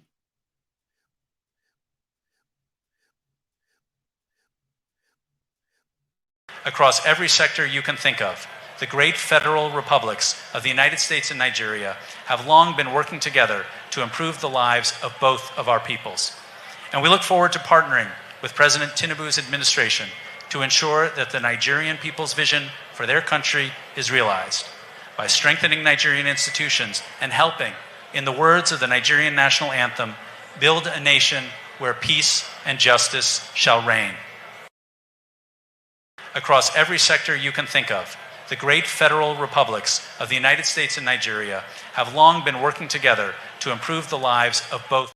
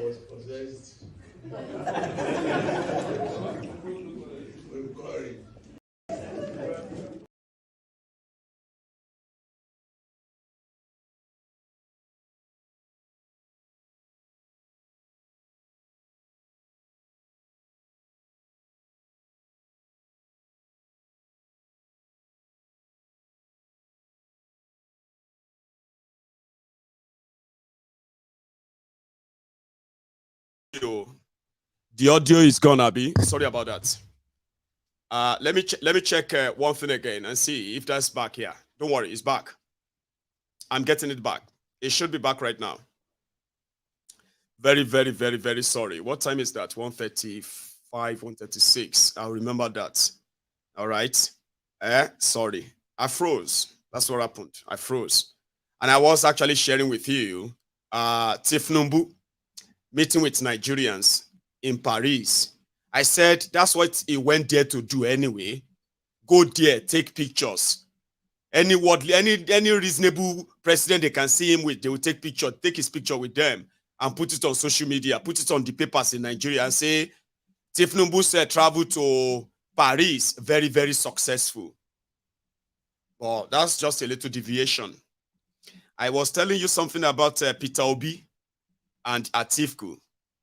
You see that woman you listen to now, they said that our own civil organization is political, not the main civil organization. They said this on a civil organization, CSOs, the head of the CSOs for Tinubu and Shetima. So it's not the CSO for all the CSOs anyway.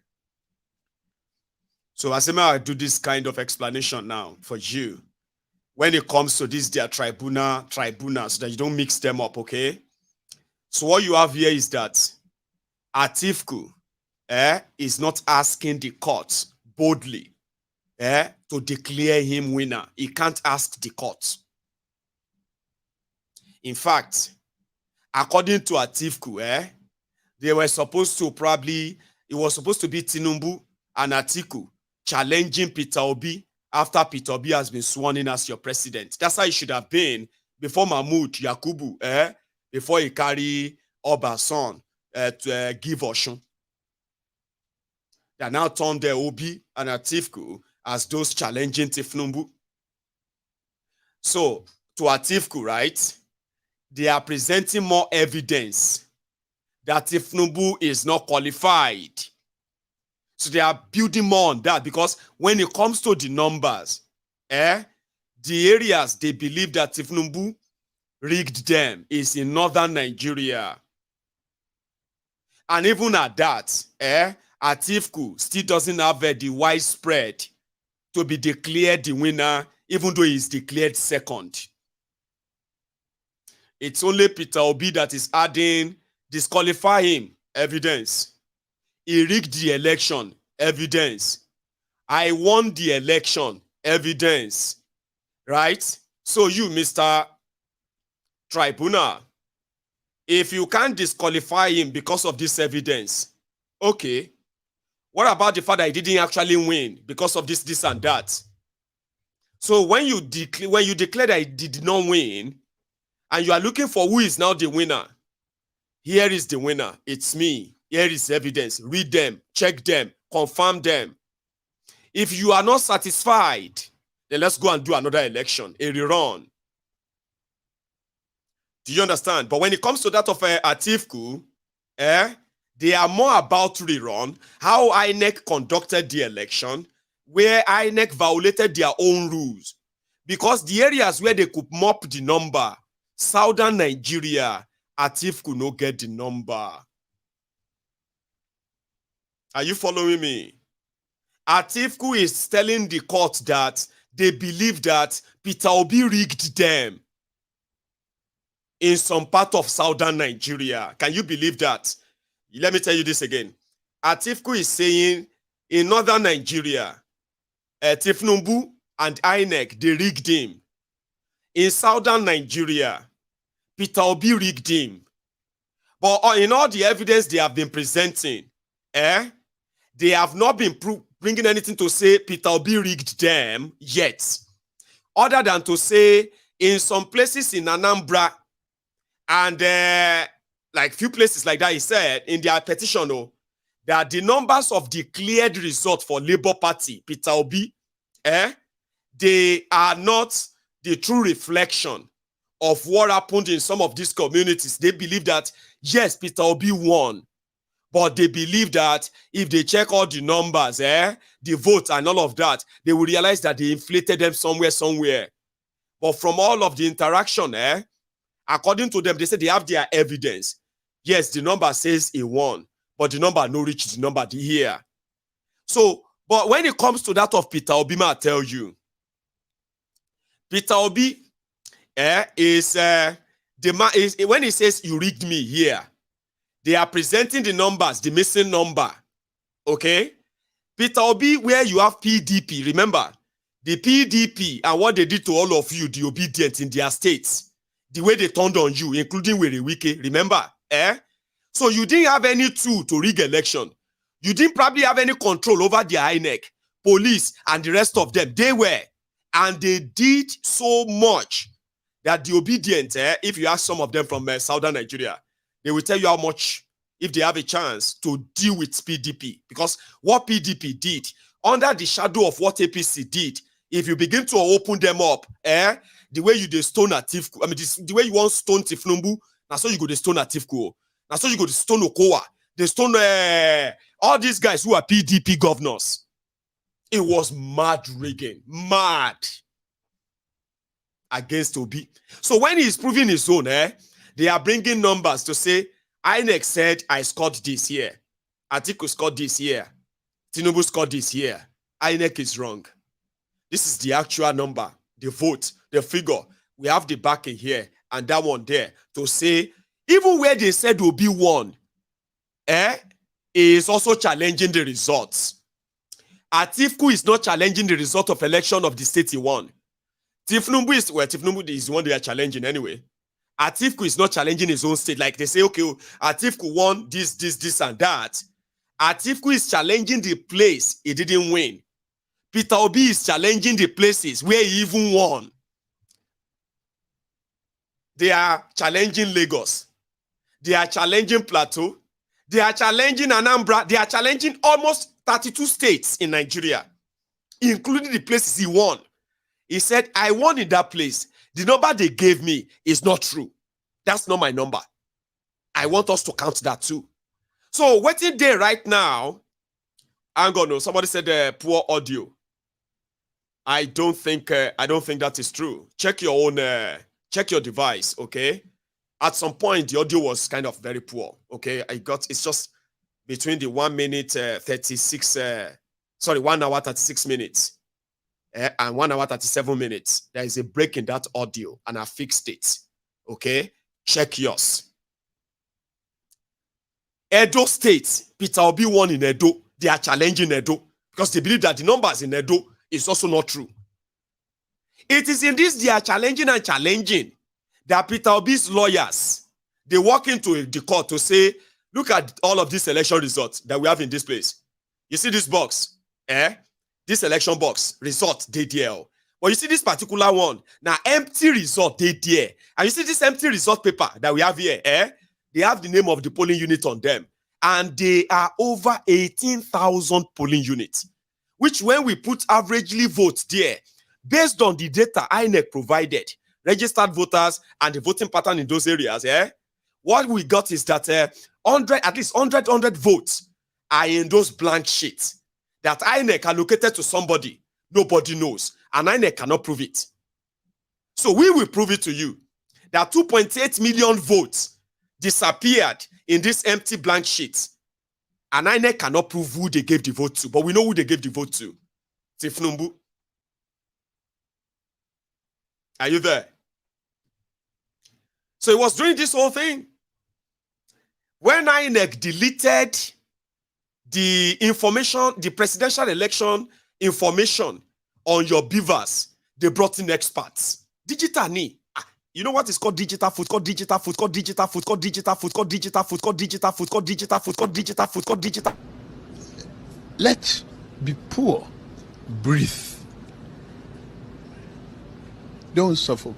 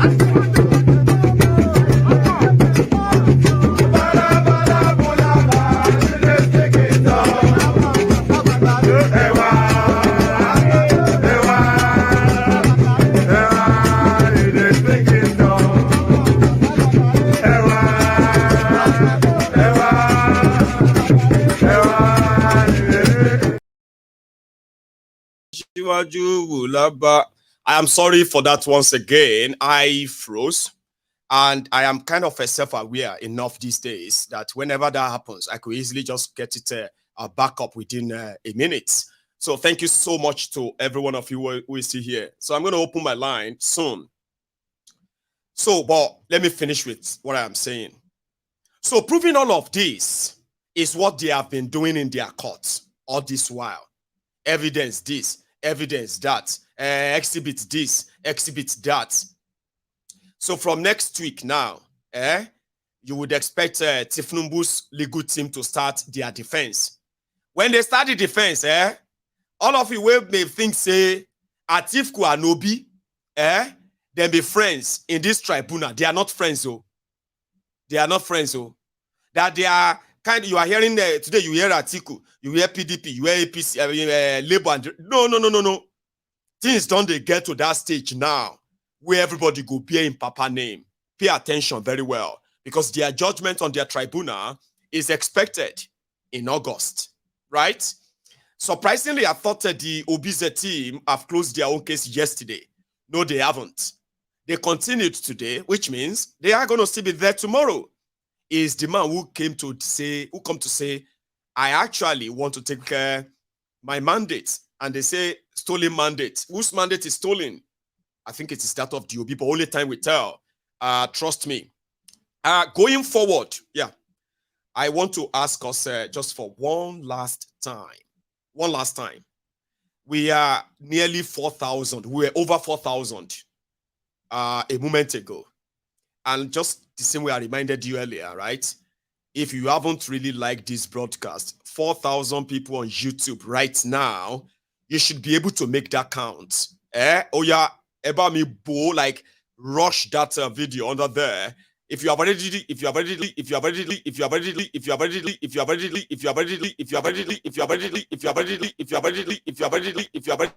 we have no blinker of electricity.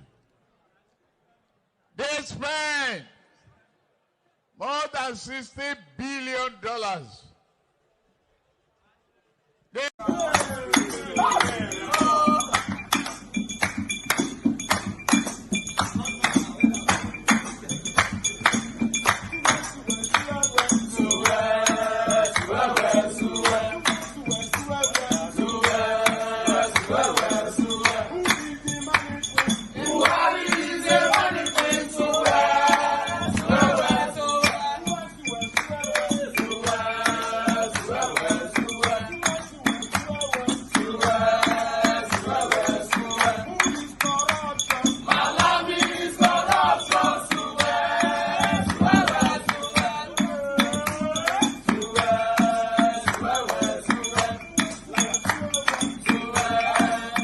Hello there. I froze again, by the way. I'm back. Yeah, hang on. Let me just reduce. Yeah. Can you hear me, by the way? Yeah. Can you hear me? That's us back. And who is this? Okay. Hi. Okay, can you hear me? Yes, I can. You need to move away from the broadcast, or you mute it if you can. Yeah. Yeah, let me just mute it. Completely. Okay, it's better now. Okay. Okay, I'm going to wind back a little bit for clarity. Okay. Yes, now, with all the people that surrounding Kolu, they're all fake. Okay, I can tell you authoritatively. Let me not mention my name just to protect my identity. You see that guy they said is an Igbo man, that the chief of naval staff. Yep. He was claimed that he was born 1968. That guy wasn't born 1968. That guy, I met him at the academy.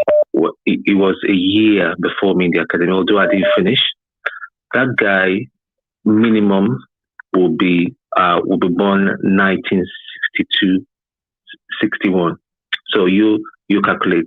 Now, most of those officers during that time, most of them came with dodgy certificates. So this dodgy certificate racket had just been going on for a while in Nigeria. So now there are those who are now taking power now. Exactly, and they've just been passing it through. A good buddy of mine, I went to the same secondary school. He just been retired about 2 years ago. His GCSE wasn't he made it up, but he went through. But he retired as a one-star general. He retired as a one-star general. You know, so it's not surprising all what we are seeing right now and all that. You know, everything about that man is all lies, all GBT. You know, dodgy stuff. So it's. I mean, people saying that they are surprised that he's doing this, or they are demolishing houses and all that, giving reasons why they are demolishing suspected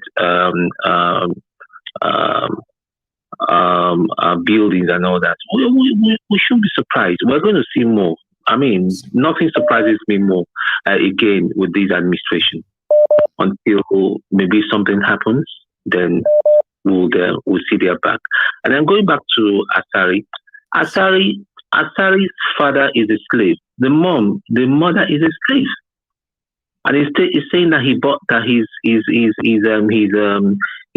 dad and more his dad was selling Igbos. Take a note of my number. There's something I'm going to send you, a very detailed write-up that somebody sent me. You will see his ancestry. Do you know he does not mention he cannot go beyond his grandfather. His grandfather was a slave, sold by an Igbo slave dealer to another dealer, and then finally to Calabari. You know, So everything happening right now, I'm not surprised, but it's going to get interesting. And I've just been popping my popcorn and just crossing my legs and just enjoying it. And then stocking the beer because it's the summer anyway. So yeah, you have a lot to munch on. But take another one. Yeah. Thank you very much for stopping by. I have another caller. Hello there. Wow. Hello. Yes, ma'am. Oh my God. How are you? Oh, yeah, I'm good. How are you? I'm very well. Thank you. You're back on your page. How's your family? Oh dear. Thank God. I'm talking again today. Fine. Yeah, you know what? Let me say something about. Thank you for everything you do, because I think thank you all the time. We honestly can't really say how much we appreciate you anyway. About Kolu, there's nothing surprising about Kolu, to be honest. It we all know the old Nigerians on his first outing. It disappeared on them. What do you expect? What did you expect? This is a guy. This is a man that came to Chatham House to address the whole nation. Those, I mean, your citizens and other countries that they were there to prove yourself that this is what you do. This is your whatever you want to do. And on getting there, he just distributed all the questions that said we called it TEAMSHIP. Guy man. Yes. TEAMSHIP. What is TEAMSHIP? So it's just a game. It's just playing games. It's just like they say he has a strategy. All this stupid strategy they're saying, all the money. Their strategy is violence, rigging, manipulation, bribery. Those are the strategies. I said it's a coup. That's it. They are all coups. Yeah. So what did you expect? So what do you want him to go and stay there at the summit? What do you expect? For you people asking me and they say something like they don't have this to finish or even to roast on our body. Is that what you? It's not surprising about it. So, but the only thing that's surprising, because sometimes it's telling us that if you had given us that now, all of us will be here and say, well, at least it's good for something, embarrassing us. Sure, you get at least. Yeah. But he bolted. He ran away, sadly. Yeah, but he ran away. It's even embarrassing as well. Because even these people, they might not say it to us. Yeah, they know what is happening. It's because they are all thieves. That is why they cannot really say this, because that is what they want to be. You understand? Because if you have a clever man, if you have a clever president, the right president there will be some certain things that it will shine at that stage. Exactly. Everywhere he goes in the world, he will shine. The whole world will be interested in meeting him and say, wow, that new guy, he will use the stage to sell himself, to sell Nigeria. Exactly. But look at exactly. But look at that. So that is what Nigerians, some of us, some of them, let me put it because I'm not part of them. That's why I'm saying I'm not surprised about what happened. Yeah. But the only thing I'm surprised about is the stupid, I'm sorry for using that word. Yeah, they can say whatever they want to say about me. I don't care. They can say all this and that. I don't bloody care. Yeah, but it's those stupid people there that are supporting him. That their mindset. I don't really know what is in that upstairs. That they don't have anything there. That is the painful aspect of all these things.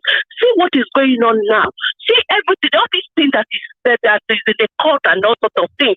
We all know these things before. We know all the fake certificates, but even before the election. We know everything. But what is happening? Why should people just be so blind, like they'll follow somebody like that? Look at the man. I'm not. Someone wrote there that, why do you hate Tinubu? It's not about hating Tinubu.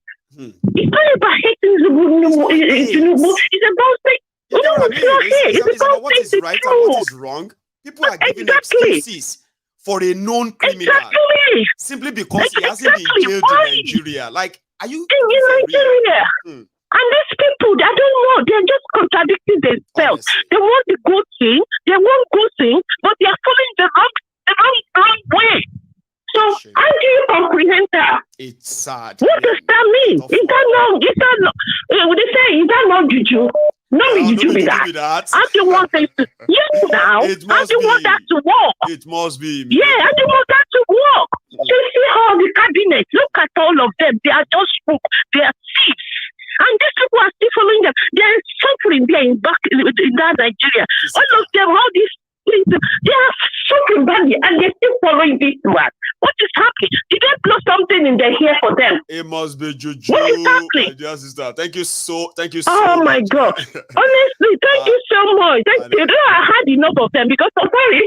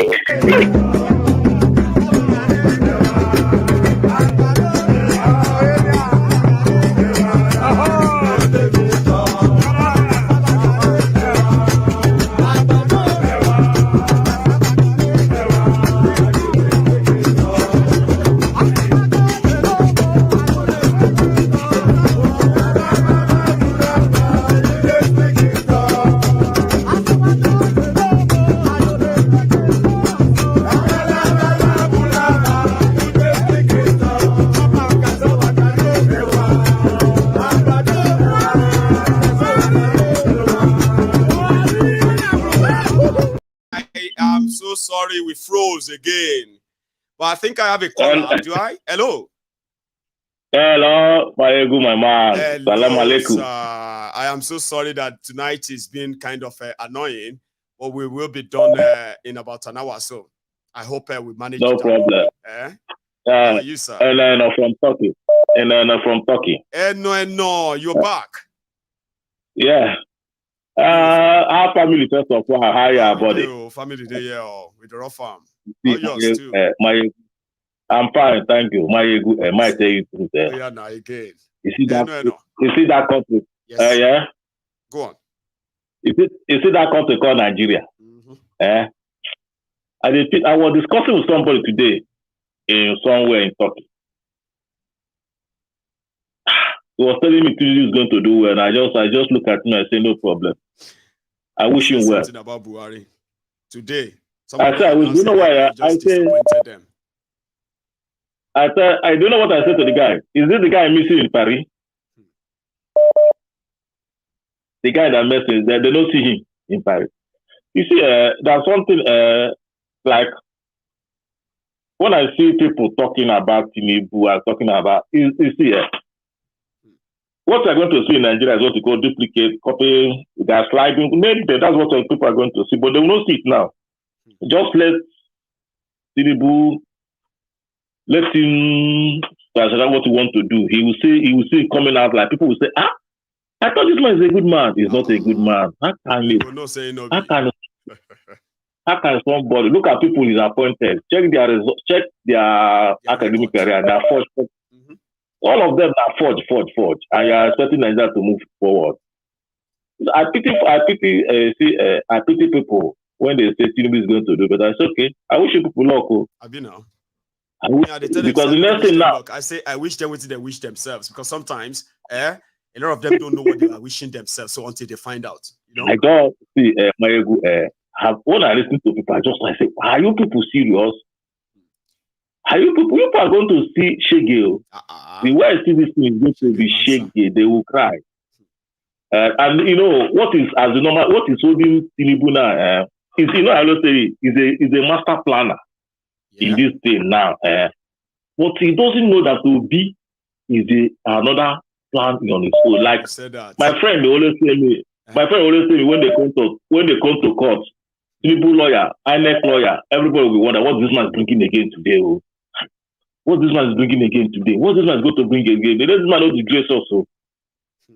According to my friend who is in the team, this the other team, say, what this man is bringing again? Oh? I don't understand this man. Oh. But everything, it will be like Babu, they walk, monkey, they chop. That's what it ends. Because we're almost there. We'll see. You know what people are saying now is that if after all of this, they figure out that the courts decided to go and use one flimsy nonsense to dismiss all this petition, and that the Supreme Court do the same, Nigeria won't remain the same. For me, everything is just yet to be seen. No, I know. People are waiting to the Supreme Court to do the general. I mean, I want to say I don't. What I don't understand is that do people actually expect Nigeria courts to dismiss? I mean, sorry, to remove Tinubu. Now, this is not me trying to ask a rhetorical question. Okay, I am asking this question because we know it's like all of you living in the judiciary, expecting a corrupt, what do you call it, a very corrupt institution, right, to suddenly do the right thing because it's expected of them. Do you understand? Now, when they do what they do best, everybody will now be angry, like they're angry with INEC now. Remember how perfect INEC was too? It was so perfect that anybody saying anything else is just doubting Thomas. People will get trust issue. They told me, say, I get trust issue. You, this my ego, you get trust issue. The man, this technology, I said, okay. So how do you then turn around and believe the same judiciary? Because yes, the whole country is looking up to them. The whole world is waiting if they are going to do anything. Have we forgotten who we are talking about? Nigeria judiciary? So, people are expecting them to dismiss Tinubu. Expecting what? Expecting what? To dismiss Tinubu, yeah. That's what I'm saying. Do people actually... Let's wish them well. Yeah, we have to wait and see. My brother. Exactly. Take care, my brother. Keep on the good job, my brother. Thank you, sir. Bye. Eno. I have another call on the line too, by the way. Hello there. Mayegun General. Oh God, how you doing, sir? Yeah, I'm fine. Thank you. I'm calling.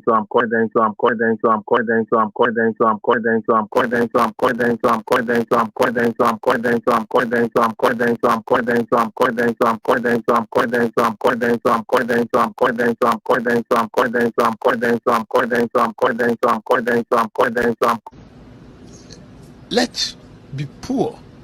Breathe. Don't suffocate them. We have that responsibility. Let's be poor. Breathe. Don't suffocate them. We have that responsibility. Let's be poor. Breathe. Don't suffocate them. We have that responsibility. Let's be poor. Breathe. It's like one call, one freeze. Wow, let's go for this one. Hello there, my caller. Sorry for that. Oh, sorry, really sorry for that interruption. So please, sir, go on. Okay. Yeah, my general. Now, the first thing I want to say now, everybody, gbogbo àwọn tó ti ń sọ̀rọ̀ látàárọ̀. Èmi fẹ́ ká kọ́kọ́ wo nǹkan náà. The caller to call before this caller, the woman. Yeah, I think she really said good things. Now, question nǹkan fẹ́ béèrè náà, gbogbo àwọn tó ń support Tinubu yìí, ṣé wọ́n dé wọn mọ́gi ni àbí wọ́n dé ojú wọn mọ́gi? Now, for example, you can say... I don't think they won't do anywhere. I think it's just that they have recognized that poverty whereby these guys will do anything. Sherry, I'm telling you, poverty ń gbà mí, ó máa ń dàbí pé wọ́n lo oògùn fún yàn. Poverty, ó máa ń dàbí pé wọ́n lo oògùn. You can imagine now, this France summit tí wọ́n ń ṣe lẹ́nu. You can imagine tó bá pé Peter Obi ló wà ń bẹ̀rẹ̀ lẹ́nu. except a new president. How do you think? How do you think? How do you think Obima flow? With the attendees in that gathering, of course. It will never be something. We never be something. We never be something. We never be something. We never be something. We never be something. We never be something. We never be something. We never be something. We never be something. We never be something. We never be something. We never be something. We never be something. We never be something. We never be something. We never be something. We never.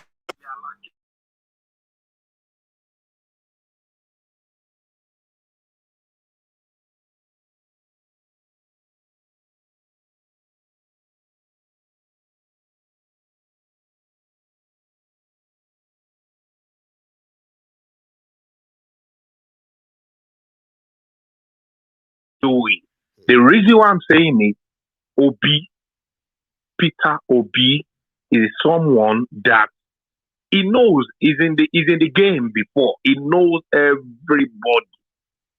Now, like what you said yesterday, I really want to bring you back to what you said yesterday, or today, or yesterday, or today. Right. You said something. Now, I want to see how judiciary want to throw it away. So you get let us be realistic. I want to see how judiciary want to throw it away.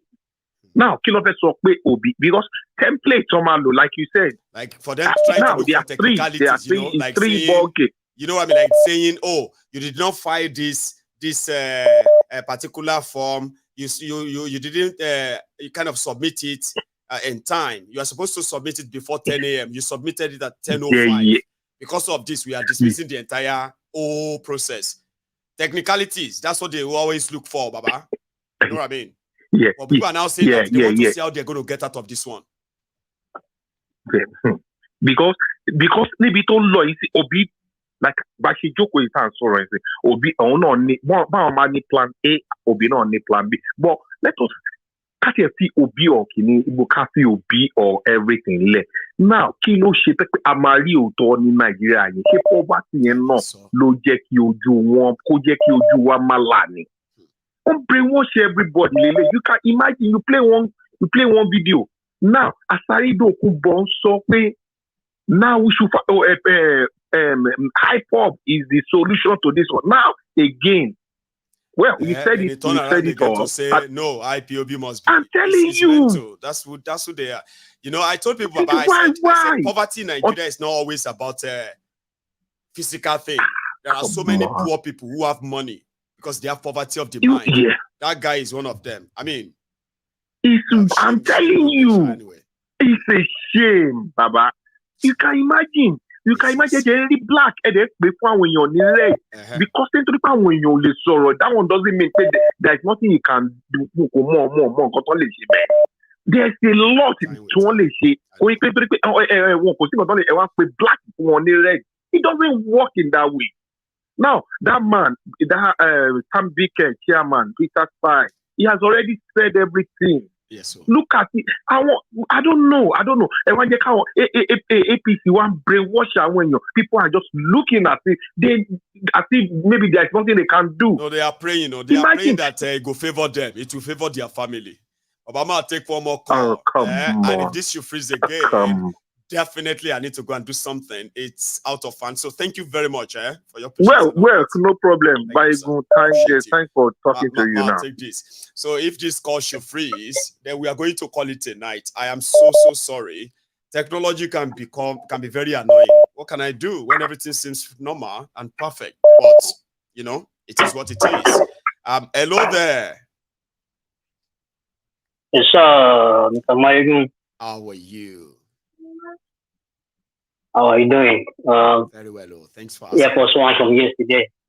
Brilliant. So yeah, sir. You meet us in the party now. So yeah, go. All right. All right. So remember some months ago, we talked about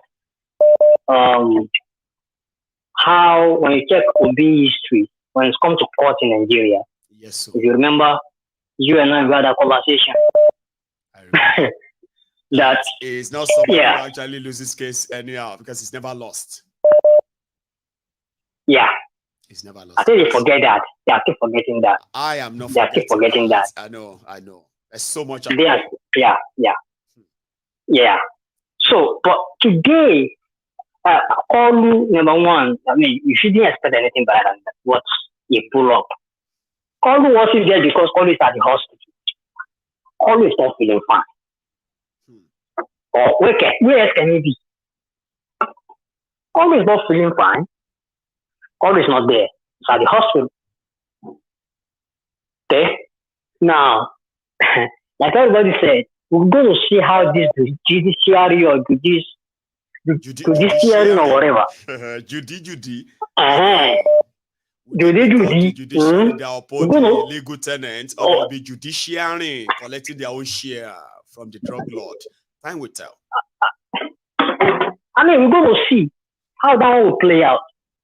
It's a shame. I mean, imagine, because even as I'm talking to right now, I can find myself on that stage today. That day, I don't know when they had that program. Maybe yesterday. It's been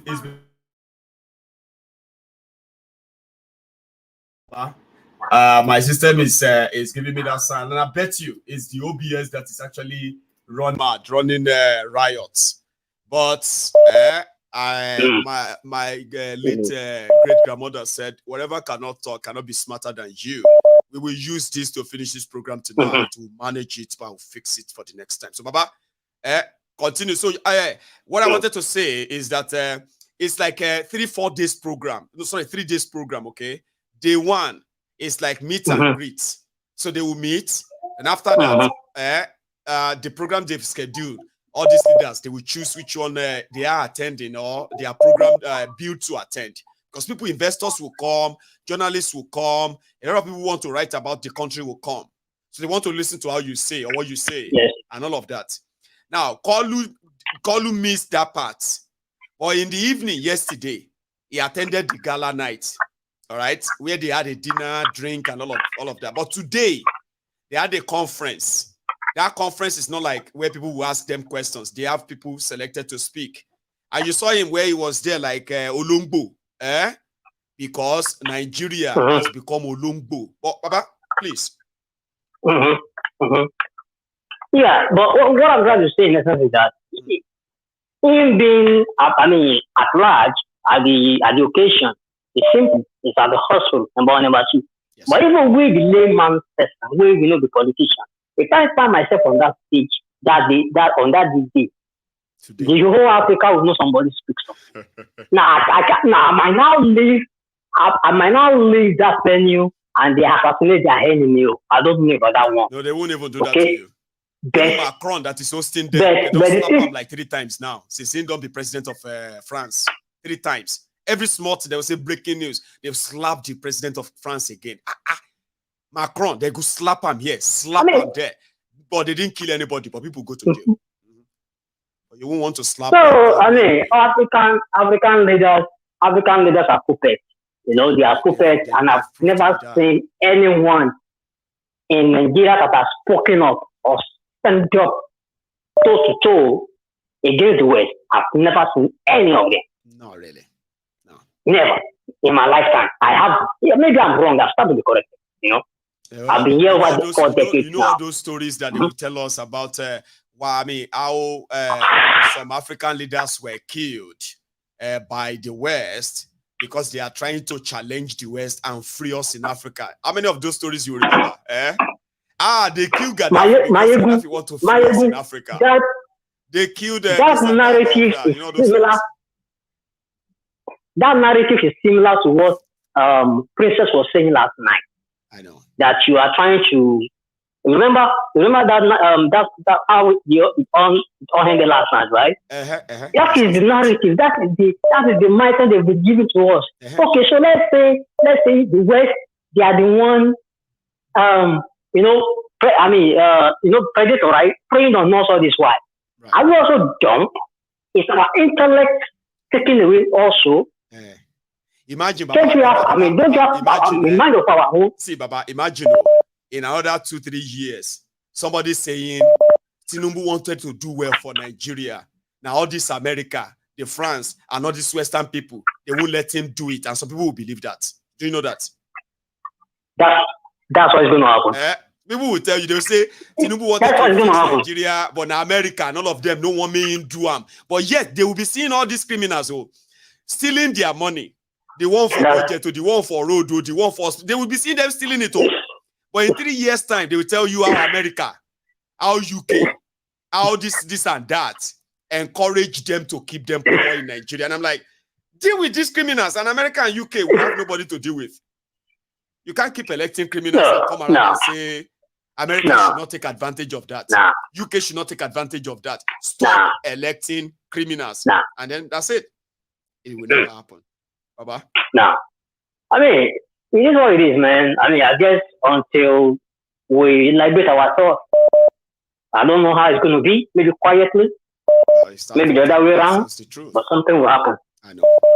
Thank you so much. Something will happen. Thanks for your platform, man. Thank you. Thanks for your platform. You stay safe, Nice one, Baba. So yeah, I mean, I kind of feel like, you know, if people are really fighting these guys back, and America is like, for example, let's say you chase one criminal away in your country, right? And America or UK, all of them, they bring the person back and make him your president.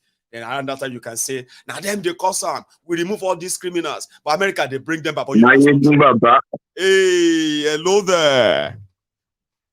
Baba, first caller. Hey, first timer. Anibel. Yes, sir. He's not so close to me. But yeah, how are you, sir? That's fine. I'm happy that you picked my call tonight. I'm happy that you are calling me tonight, sir. I'll be calling. If at a point I send a message to you, I say, Mayegun, I give up. But something in me say, keep trying. Keep trying. And here we are, sir. There's going to be a first time. Yes, sir. And I'm glad you did it. Yeah. Thank you so much. Yes, sir, Mayegun, I might be a little bit different from what people are saying. And it's my own personal opinion. Please, go for it, sir. Yeah.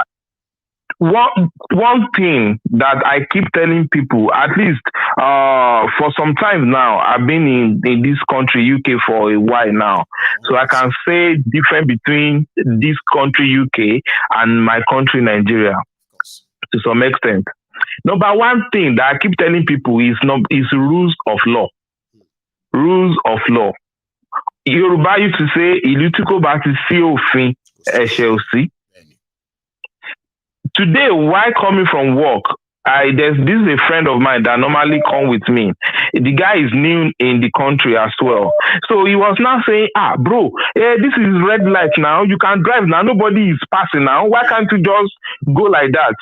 I said, bro, you want me to go so that they can send letter to my house and find me maybe 50 pounds or 10 pounds. He said, really? I said, yes, that's the way it works. Lose your exactly that is going to affect. You will think before you do it because it's beyond just being fined 50 pounds. If you can lose that license, it can affect your job and it can affect a lot of things if that should happen. So think. Thank you, sir. Rule of law. Yes. And I told this guy, I said, there is no policeman or police whatever here. This thing, camera will capture my plate number and they will track me down and they will send whatever to my house and I'm going to be down for it. I said, these are the things that don't work in my country, rules of law. Because nobody is going to, even if a policeman even arrest me in Nigeria, I can bribe them out and I go my way. That's right.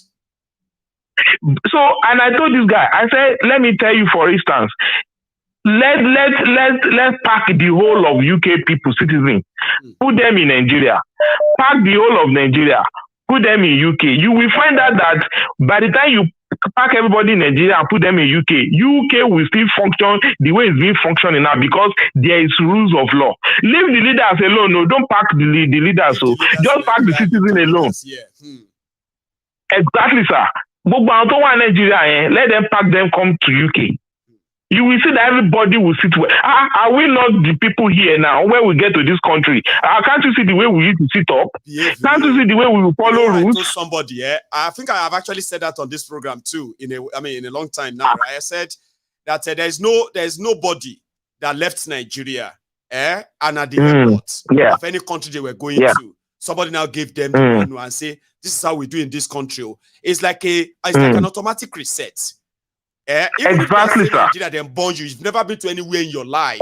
Once you leave, they don't read the money to you in that country. You will feel it. You will know that you have to believe yourself. Yes.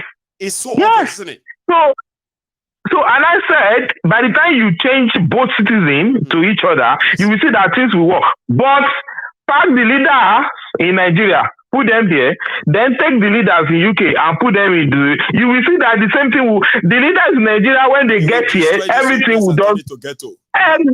So, sir, this is not about Tinubu. This is not about Obi. This is not about Atiku. It's about our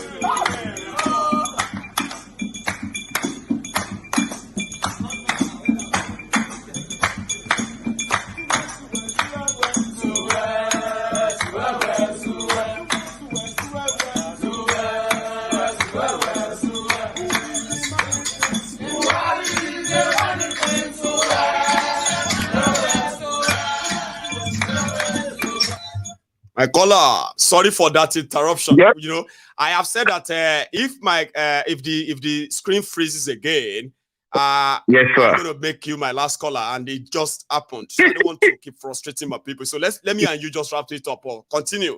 I love your points. Sir. So like I said, so our problem is a foundational problem. It's not about all these leaders. These leaders, they put this spirit of poverty right from the scratch, and they've made sure that nothing is working. Sir, you just said something now, that the judiciary of a thing, they will just use something, they will just put in something there, and they will just, you know, they paint the law as if nobody, because there's nobody will take them, nothing will happen to them. That is the problem. Sir, recently here in UK, one of the parliament, one of the MP sent an email from our official email to our personal email, and the IT tracked that mail that this thing is not supposed to be. Sir, before the next morning, this woman resigned. Maybe you heard about that thing. Maybe I think a year ago. That woman resigned because she knows the implication. But since she resigned, she has paid the sacrifice already by resigning. Because she knows that but in Nigeria, nothing will happen, sir. There is not going to be argument. Exactly. Just resign. No argument. You see, it happened to somebody before. You made that mistake again. You have to pay the exact price. Not in Nigeria. Exactly. And say, is our son, no, is our daughter, oh, they want to remove him, remove him and put their own son there. We no go agree. Exactly. The first person to do it. Now him be the first person. Leave him. Yes. You can't run a country like that. I agree with you. No. I told someone, I said this Ekeremadu issue. Let Ekeremadu finish his term, whatever, either maybe a year or 2 years, whatever. You will discover that Ekeremadu will go to Nigeria and contest for a governor, and the guy will still enter. I am not going to doubt it. Like, I will be one of those that will argue it anyway, because I don't know what we can do. I don't know what we can do, sir. Because me, I'm confused. Oh, I won't lie to you, sir. Me, I'm confused. I don't know what we can do to put rules of law back into that country. That if you do this, this is the consequence, and you must face it. If you do this, this is the consequence. Either you are a governor, either you are ordinary gateman, either anything you be. If you do this, this is the consequence, and you must face it. So me, I don't know how to contribute to, and I don't know what to say. But that thing has been, I don't know. What you just did, especially on this program tonight, is that you compared. Then you shared your own experience, and you started asking questions like, why can't we do same? Or you see that part you just did. It's called the enlightenment part. A lot of people will listen to you tonight. It's not the first time they are hearing what you just said, okay? But when they keep hearing it, one by one, the mindset of the people will begin to switch. It's a very tough job, but it's better than not doing it at all. Imagine there is no space for information like this, where nobody is feeling this vacuum. Information is live. It may take time, but I trust that it will eventually pay off. You just played your part now, and thank you, sir.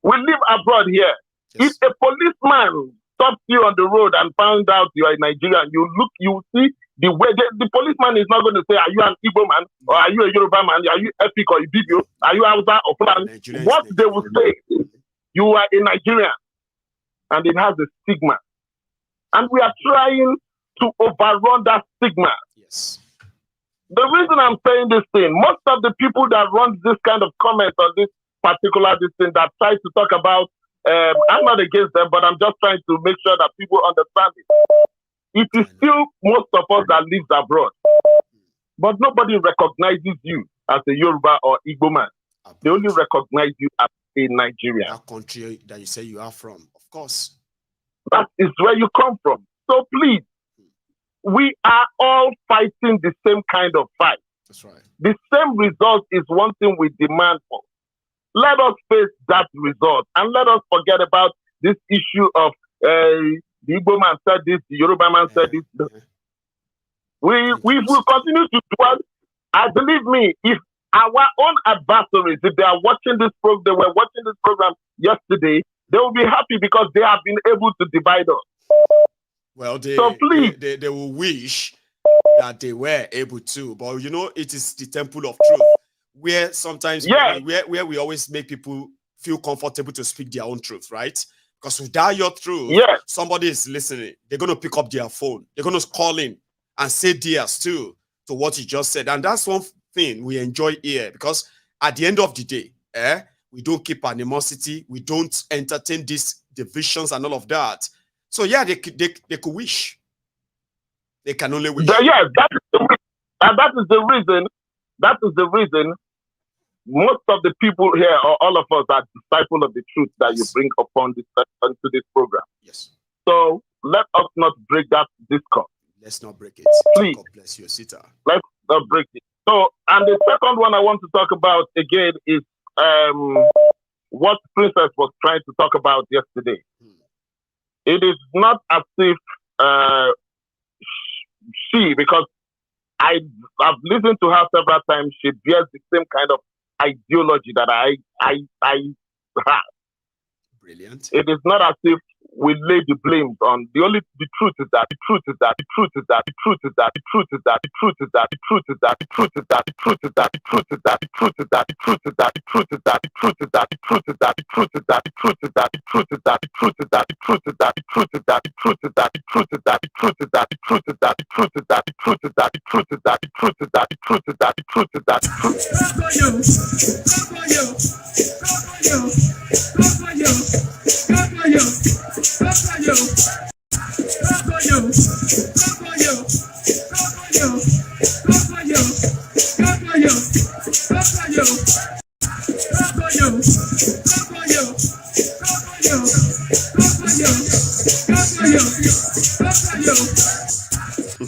Osita. So we are just going to say good night to everybody. I love the last word you used there, that we should move on. Would you mind helping me wrap up with that? At least we'll pick up on the rest later. All right.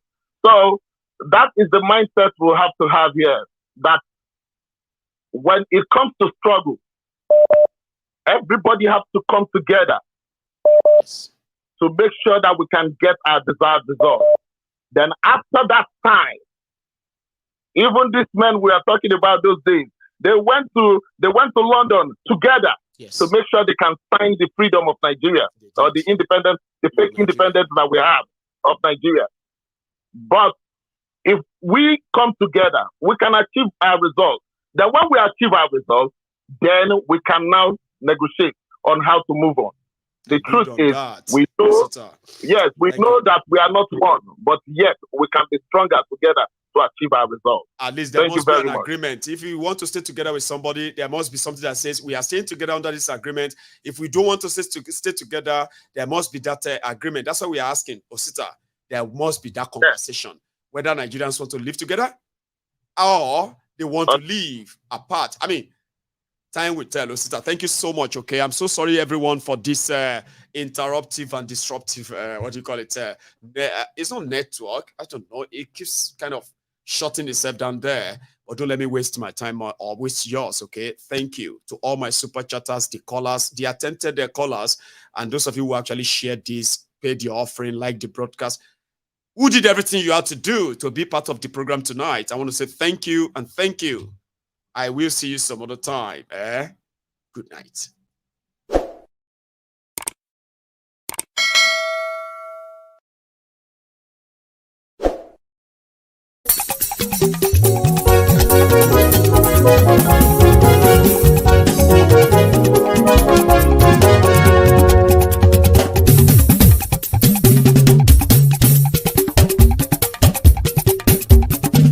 Mayegun làwa mọ̀ làmọ̀ tó dòdòdò. Mayegun dayari Mayegun number one. Mayegun làwa mọ̀ làmọ̀ tó dòdòdò. Mayegun dayari Mayegun number one. Mayegun ti dé o ọ̀rẹ́ ara ìlú. Mayegun dayari Mayegun number one. Lórí Facebook lórí YouTube. Mayegun dayari Mayegun number one. Gbogbo bó ṣe ń lọ ni Mayegun já wa sí. Mayegun dayari Mayegun number one. Àṣírí ọ̀jẹ̀lú kì í bò níbẹ̀ o. Mayegun dayari Mayegun number one. Bó bá ṣe eré àní Mayegun máa wí.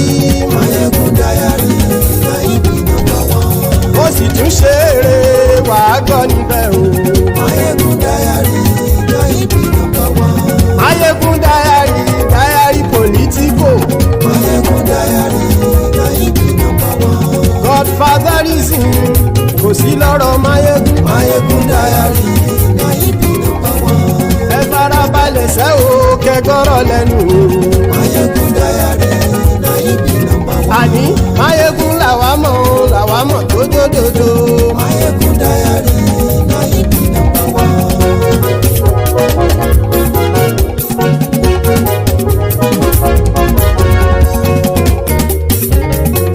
Àní ẹ̀sùn ràkì. Mayegun ti dé. Mayegun ti dé. Ọ̀jẹ̀lú ẹ̀sùn ràkì. Mayegun ti dé. Àní ẹ̀sùn ràkì. Mayegun ti dé. Lórí Facebook. Mayegun ti dé. Àní ẹ̀sùn ràkì. Mayegun ti dé. Lórí YouTube. Mayegun ti dé. Àní ẹ̀sùn ràkì. Mayegun ti dé. Bọ́ bàbá gbé wúrẹ́. Mayegun máa wí. Àní ẹ̀sùn ràkì. Mayegun ti dé. Ijó ìgbádìyẹ. Mayegun máa wí. Àní ẹ̀sùn ràkì. Mayegun ti dé. Pẹ̀sìdó bá rúfin o. Mayegun máa wí. Àní ẹ̀sùn ràkì. Mayegun ti dé. Gómìnà kówó jẹ. Mayegun máa wí. Àní ẹ̀sùn ràkì. Mayegun ti dé. Ọlọ́pàá ti ń gba rìbá. Mayegun máa wí. Àní ẹ̀sùn ràkì. Mayegun ti dé. Aṣòfin tí ń rúfin o. Mayegun máa wí. Àní ẹ̀sùn ràkì. Mayegun ti dé. Òpùrọ́ olóṣèlú. Mayegun máa wí. Àní ẹ̀sùn ràkì. Mayegun ti dé. Ọ̀jẹ̀lú ẹ̀sùn ràkì. Mayegun ti dé. Àní ẹ̀sùn ràkì. Mayegun ti dé.